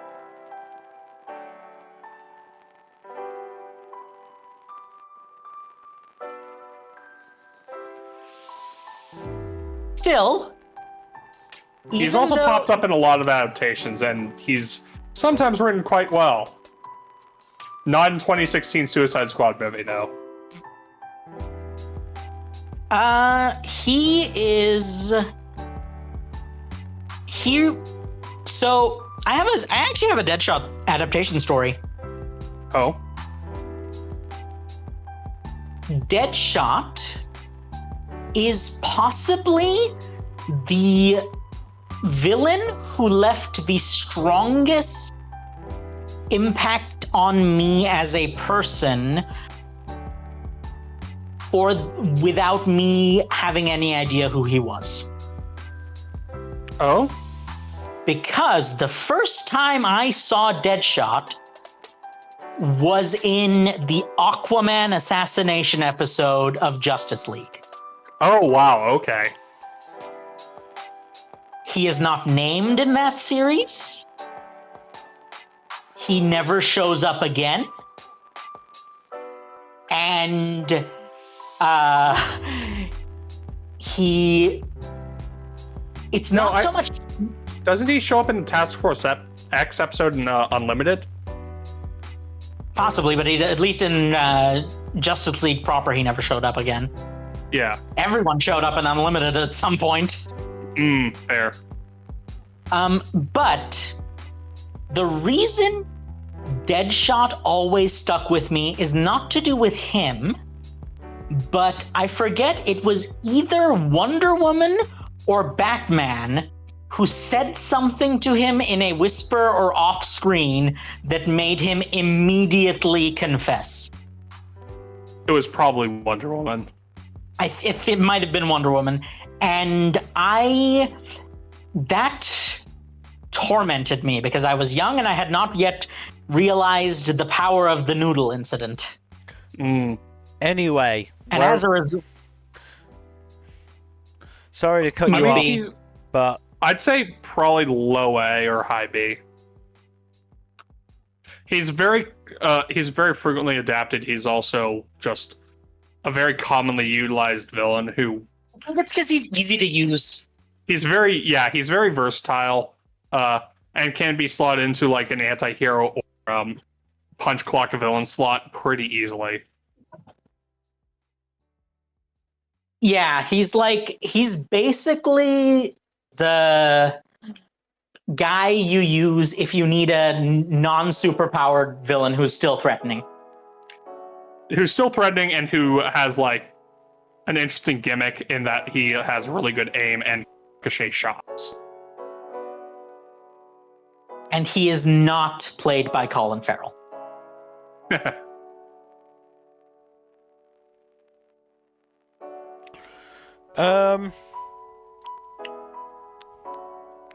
Can I call him unoriginal if he was probably one of the first originators of this sort of super assassin archetype in Batman villains? Yeah, it is a bit of a Seinfeld He is effect, the codifier, yeah. He is that, like, he was one of the first modern guys who was just normal guy with really good aim as his gimmick. Yeah. We'll put him between Bronze Tiger and Clock King then. Seems reasonable. Okay, do your rant about Deathstroke now, Fuzzy. So other than the fact that he's canonically a pedophile, he is the person who is ruined the most by the meta-narrative issues, because he is to Christopher Priest what Sukuna is to Akutami in the Shibuya arc.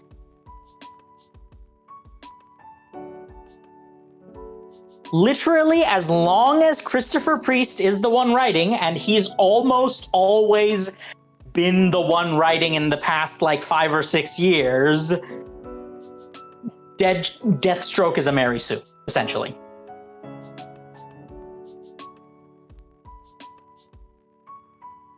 Like, he's just not a very pleasant person, but at least in a lot of the Teen Titans runs, he was genuinely, like, hateable and intimidating.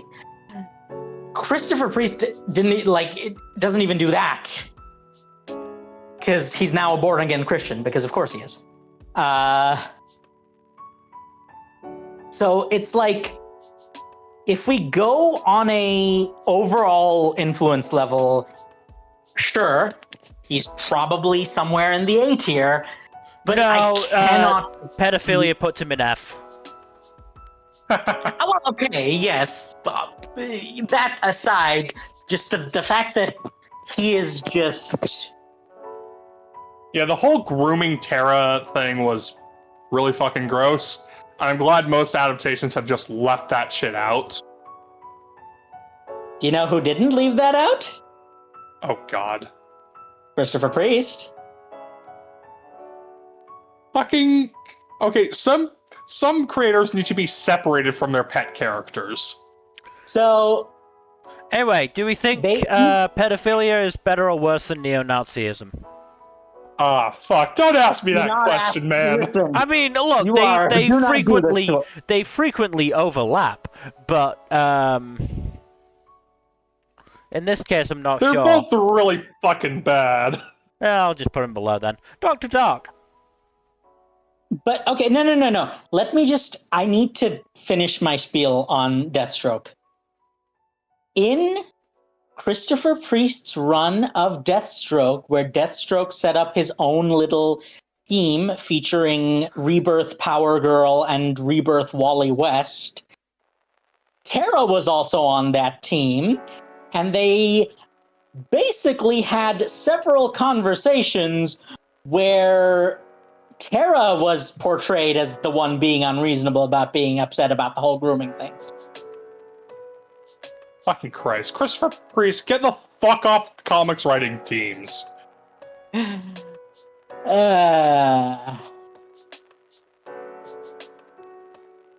Anyway, Also, Dr. Dark. I am not familiar with this dude. The original leader of the League of Assassins. Oh, okay. Oh, Damien Dark, okay. Oh, why is he called Dr. Dark here? No, Dr. think it's- Ebenezer Dark. Oh, okay. So, okay, they composited him for Arrow. Oh, that would do it, yeah. Notable as being the first individual in publication to be portrayed as the League's leader. Oh, so this was pre-Rage then, okay. I'm not finding him on the wiki or on TV tropes. Oh, you know what? It's because he's under the League of Assassins page, that's why. Now, the real question is, when he's being played by Liam Neeson, would Neeson keep the accent or not? Oh my god, he's a cyborg! Yeah. Awesome! There's listen, there are so many cyborgs to choose from in DC. You do not have to lower your standards like this. I know. I'm mostly joking. But yeah, Dr. Dark, I do feel like he's basically just like a lesser version of Ra's al Ghul. Yeah, a in little every bit. way. He's probably going to end up in C somewhere. He was literally just a prototype, yeah. Yeah, he's literally like... Well, no, he came like 15 years after Ra's. Ra's was introduced in 71. Wait, how did they manage that then? Probably flashbacks. No, I mean, like, how did they manage to make a character that was the worst version of Ra's al Ghul after Ra's al Ghul had already came in existence? Okay, so he is like the front man leader for the League of Assassins. No. So that... No, Dr. Dark came before, or this Dr. Dark came before Ra's. Because he was introduced What? Detective Comics 406. Detective Comics Yeah, that's 405. 1987. But this is saying No? the League of Assassins' first appearance was Detective Comics 405, which is November 1970. Huh. Okay, I think they probably got the year wrong on the wiki I'm looking at then. Yeah, because like 406 was a while. Because like remember, Detective Comics 1000 was only in like 2016. But yeah, so No, 1000 was a little bit later than that, but yeah, it's very recent. I was still living on campus when I read Detective Comics 1000. Okay, that's my reference point. Okay, But fair yeah, enough. it's saying Dr. Dark was probably introduced sometime in late 1970, and then Ra's was introduced June 1971. Yeah, that would make sense. So Anyways, how'd they manage to like just make a worse version of a character that already existed? Well, the point is although they Ra's didn't formally exist, it was just this dude was a prototype in every way. Yeah. Dr. Death. Oh, Cool name. The problem freaky is design. there are there are so many people named Dr. Death. my brain cannot figure out which one this is supposed to be. Dr. Carl, I'm assuming I'm looking at the same one here. Dr. Carl Helfern, historically the first supervillain encountered by Batman. Yep. Oh, well, that's quite meaningful. 1939. Detective Comics number 29. Oh, wow. Also, Jesus Christ. Yeah, it's a little freaky. Those fucking teeth, what the fuck? Yeah.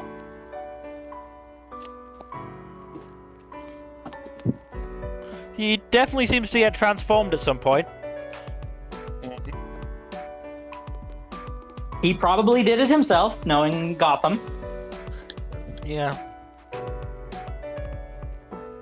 Either he did it himself, or it was some sort of like poetic irony, or like. It's an accident caused by his fight with Batman, looks like. At least pre-crisis. Yeah, that tracks. No, he did. I mean, just like, he caused it himself. Yeah. Yeah.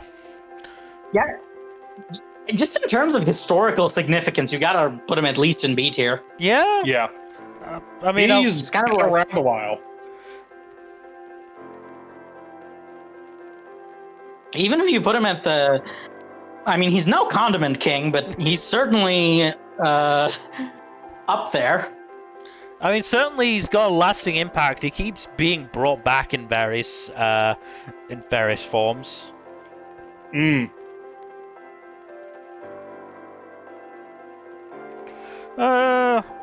put him above Court of Owls then. Yeah. Do we want to get to? Do we want to stop on Dracula then? Yes, I was gonna say Dracula seems like a good stopping point. Yeah. Probably the best one we're going to be able to do within the reasonable time frame. Yeah. Joker was a hell of a reach. It really was, yeah. I want some of what you were smoking when you thought you could we could get that far. Yeah, no, that was Literally, this call consists of at least 3 people with ADHD. Mm. Anyway, Dr. Hurt. The immortal ancestor of Thomas Wayne. Ooh, fun. 1963, okay.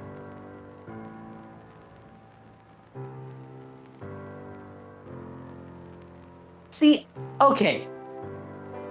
I have an issue with him and his character archetype. It's not as bad, but it is similar to the Nart issue. In what way? Like, it's a lot, like Batman becomes a lot less interesting if he's descended from a literal immortal.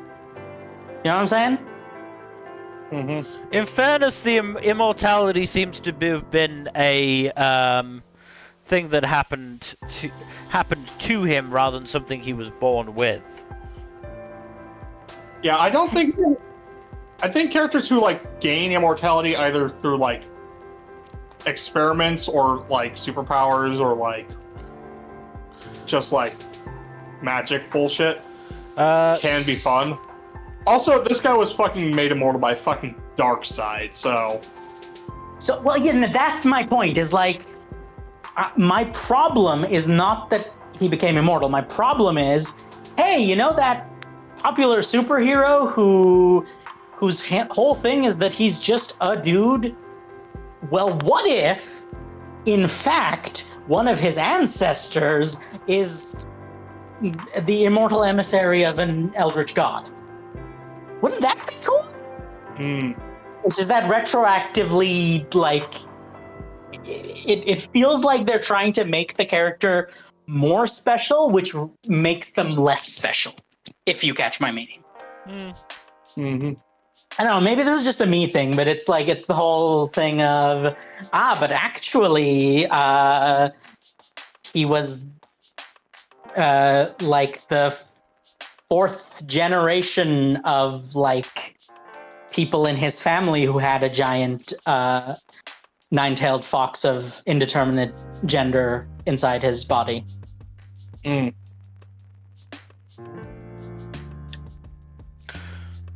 He apparently shot Dick in the back of the head, but Dick anticipated it and easily survived it? The Bat family are known for being prepared for anything. Also, How do you escape a gunshot to the Fuzzy. back of the head relatively unharmed? Fuzzy, you'll like this. This dude is responsible for the Batman of Zert and R. Yeah. Yeah. Your favorite. So he seems to have been taken down by the Joker, who trips him with a banana peel, then doses him with Joker venom and buries him alive. Honestly, pretty cool. Points to the Joker for that. I don't like it when Joker gets too involved with the broader scope of the DC universe. Yeah, but this is mostly just Batman stuff, because Simon Hurd is True, mostly but Batman. Yeah, but the fact that Darkseid was involved at some point, just like Joker and Darkseid just do not make for interesting stories. Those two together? No. Doesn't Though seem- it would be kind of funny to see, like, someone try to put together a Legion of Doom and have Darkseid and Joker on the panel. Just to see what would happen. Literally the only way it works is if you go full comedy. That is not a dynamic that can work in anything but a comedy, and people have seemed, at least since the New 52, have been relatively allergic to the idea of Darkseid being used comedically, even though he was used quite comedically, like very frequently in the past. Mhm. And also that time that he was best friends with Jimmy Olsen's cousin.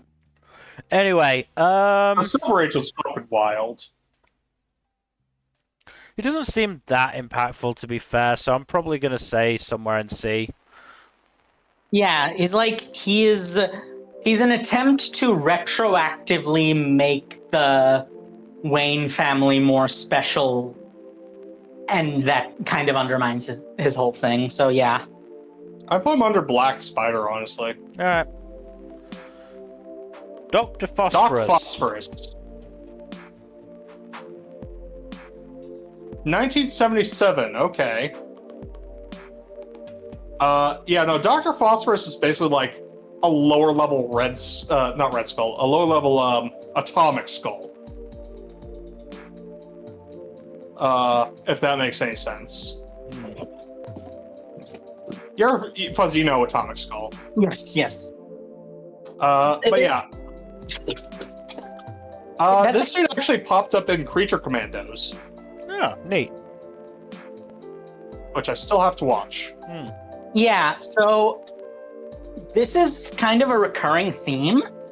Oftentimes, I don't know if, and sometimes it's hard to tell the chicken from the egg as well, but it is a bit of a recurring theme that occasionally there are Batman villains who are just done better by other people. In that case, Atomic Skull being done a better version of Dr. Phosphorus.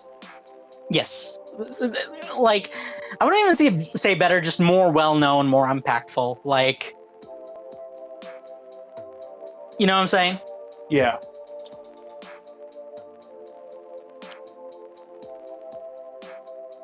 Yeah, no, I get it. Like, I'm not saying Dr. Phosphorus is bad necessarily. And the fact that he popped up in fucking Creature Commandos is telling that, like, at least James Gunn sees some potential in him. No, yeah, it's like it's again, with most of these characters, they can be interesting if you like do them right, but the difference is there are some characters who are by their very premise like built for that sort of thing, and there are other characters who you kind of have to reimagine to make them interesting. Mhm. And Dr. Phosphorus definitely strikes me as more of the latter than the former. Yeah.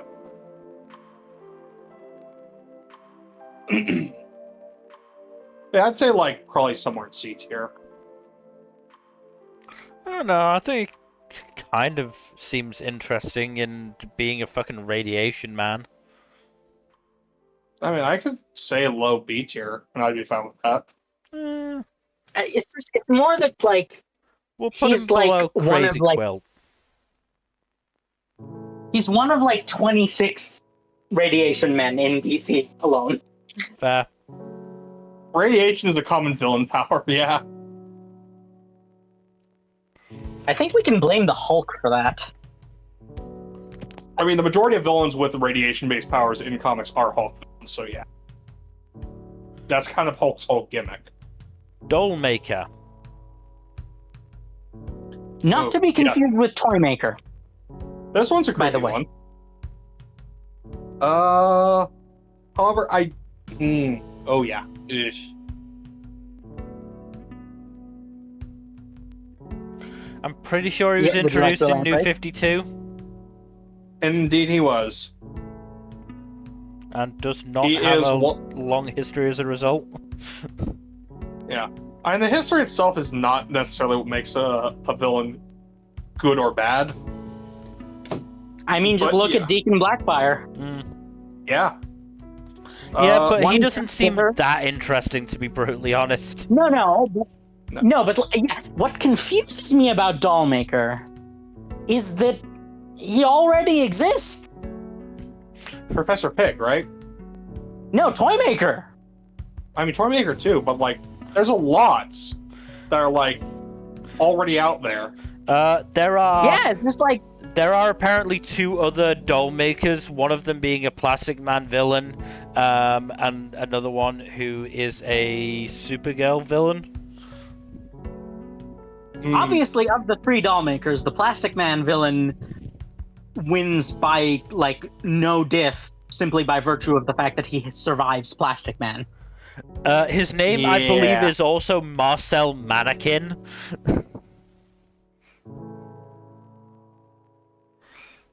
I'm sure that either Bruce Wayne or Amanda Waller or both have just a database of people with supervillain ass names who have not yet become supervillains, and they are doing a longitudinal study to see if it's a causal relationship. Yeah. There are too many examples for the smartest people in the world to not have noticed. Yeah, Dollmaker just seems like a character who's like, their gimmick's done better in a few other places. And It's they're just not like- particularly interesting on their own to justify it. Yeah, it's just like the character was unnecessary. Mm-hmm.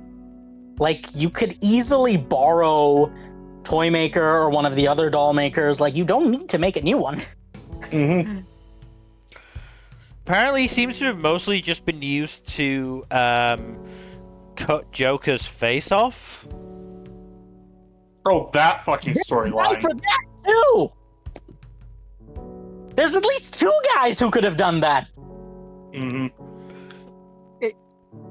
Also, just that whole storyline with the Joker having his face cut off is a very dumb storyline, if I'm being honest. I'm thinking, I'm hearing D tier.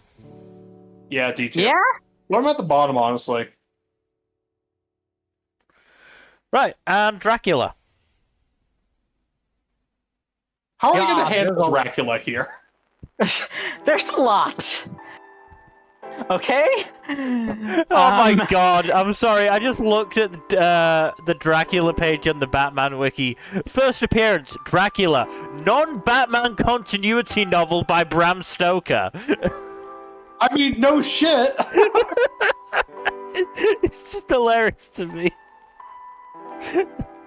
The funniest thing is that Dracula the dude in DC Comics exists, but also the novel by Bram Stoker. Yeah. I will say the Batman versus Dracula movie is a pretty fun one. Not gonna lie, it has the whole thing with the Dracula posing Alucard, and then there's a scene where Batman writes his name on a tray and holds it up to a mirror to show Dracula. God damn it. Fucking love it. You can tell this was definitely written with children in mind in the audience. So here's the thing. From a power scaling standpoint, and we're finally talking about power scaling after discussing the the bane of power scalers everywhere. Who, Batman? Yes.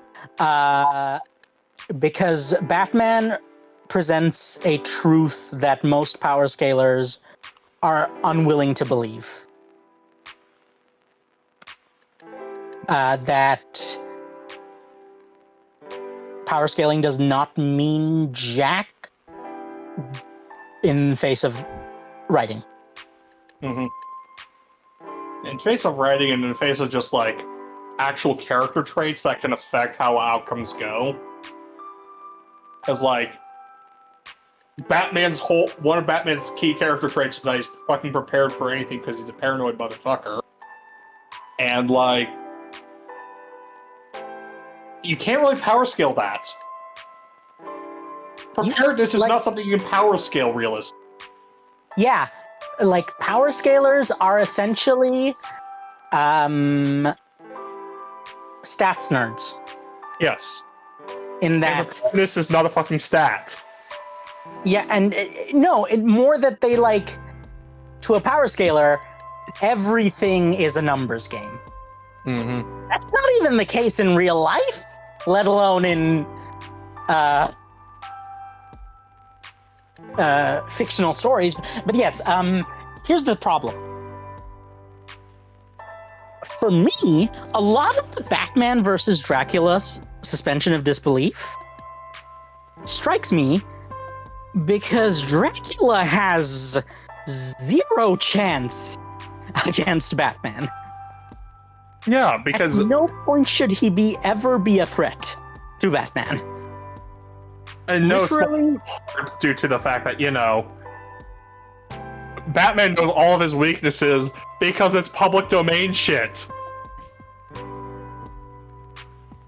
And, like, it's just... Also, I'm pretty sure Batman can, in fact, invoke the power of the Lord. Probably, yeah. I mean, if nothing else, he was probably raised Christian. No, I mean he literally can probably call on the powers of the Source or the Presence. Oh, right, that, yeah.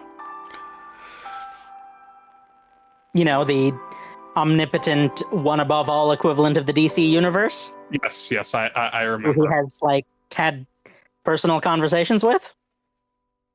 Yeah. Yeah, I'm pretty sure, just on that basis alone, Batman does not... So a lot of the time... Sorry, we're past 2 hours now. Lost in the weeds, yeah.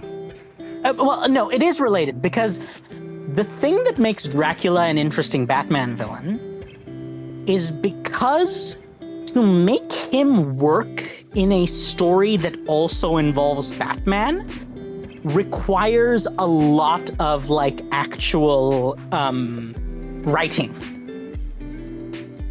That's the point I'm trying to make, is that he has been in multiple Batman stories. We should make that clear first. There's the Elseworlds where he turned Batman and then Batman immediately murdered the entire DC universe. But there's also several adaptations where where Batman and Dracula have fought. There's several arcs in the comics where Batman and Dracula have fought. So honestly, I think Dracula's handled better in Marvel, where he beefs with Blade regularly and owes Moon Knight money.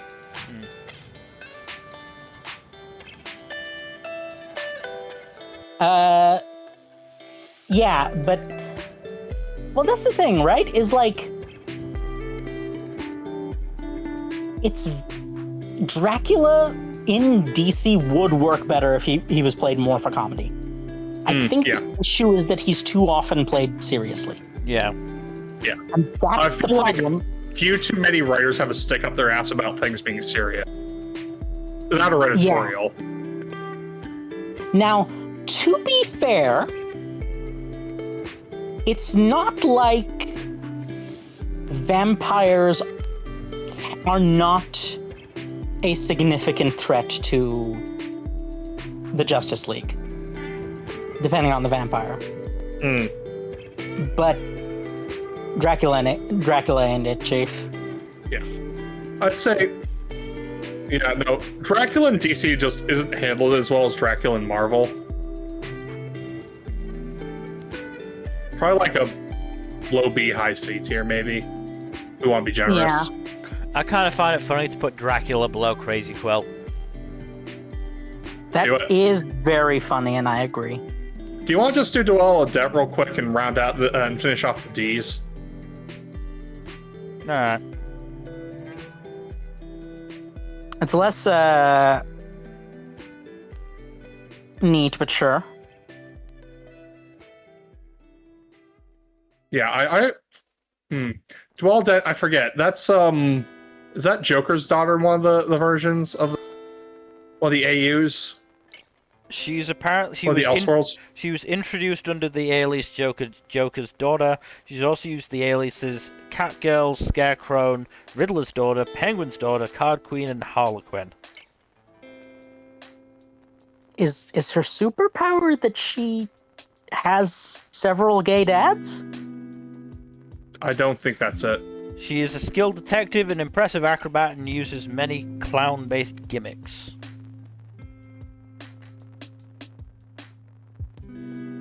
That could describe so many people in Gotham City alone. Mm-hmm.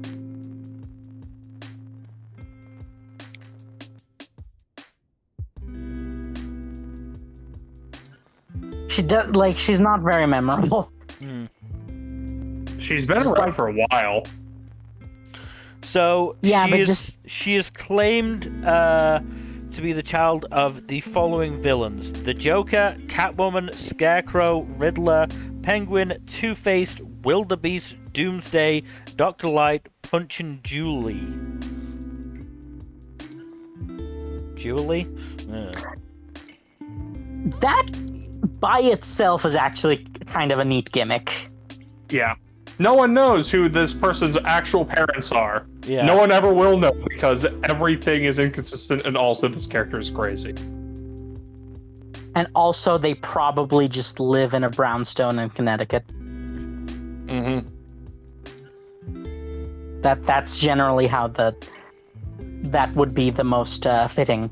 But She it's just also seems to have joined Teen Titans at some point. Mm-hmm. So, I don't know. What, B-ish? Yeah, I'd say B. Or would be fine. Low B. she's definitely not as yeah, I think that's about where you can put her. She's just kind of I mean, that is the side effect of having a character whose gimmick is constantly being in another character's shadow, right? That is her entire gimmick, is that she is a character defined by other characters. Mm-hmm. It's a very challenging. Yeah. See, you can make a very interesting story out of that, but I don't think anyone at or outside of DC cares enough to make that effort. No. Which is unfortunate.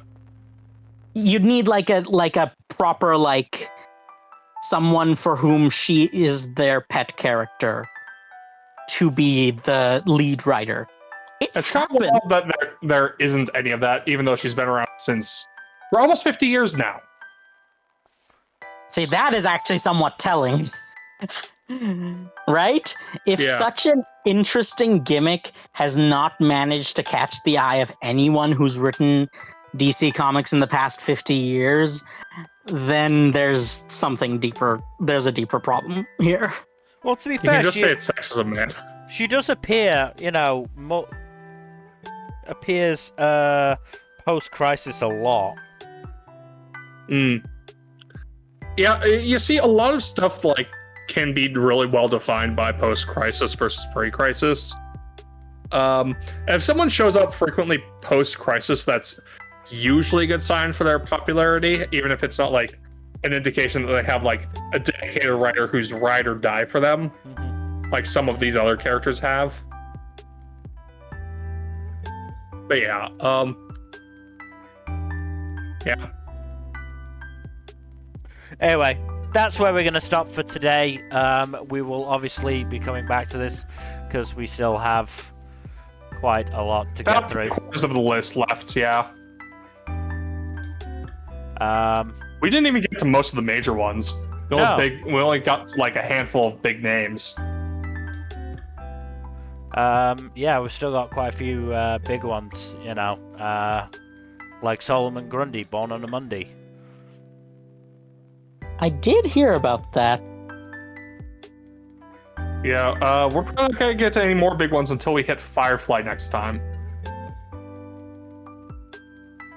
Yeah, he's probably the next big one. Though. How could you forget about Film Freak, though? Uh-huh. Sure. Anyway. Fair, the Electrocutioner is like... By name alone, he wins the ease. Mm-hmm. I mean, we are likely to get to Joker next time, unless we take a really long-ass time going through the list. So that's gonna be fun. Yeah. Anyway, that's where we're ending. So thank you everybody for watching. Hopefully you've enjoyed. In terms of future stuff, Tuesdays, Thursdays, Saturdays, and Sundays, please do give us a follow here on Twitch and all that YouTube stuff. Like and subscribe, leave a comment down below. Please press that bell icon, yo. And otherwise, hopefully we'll see you tomorrow for some more D&D. Good night. Later. Bye-bye.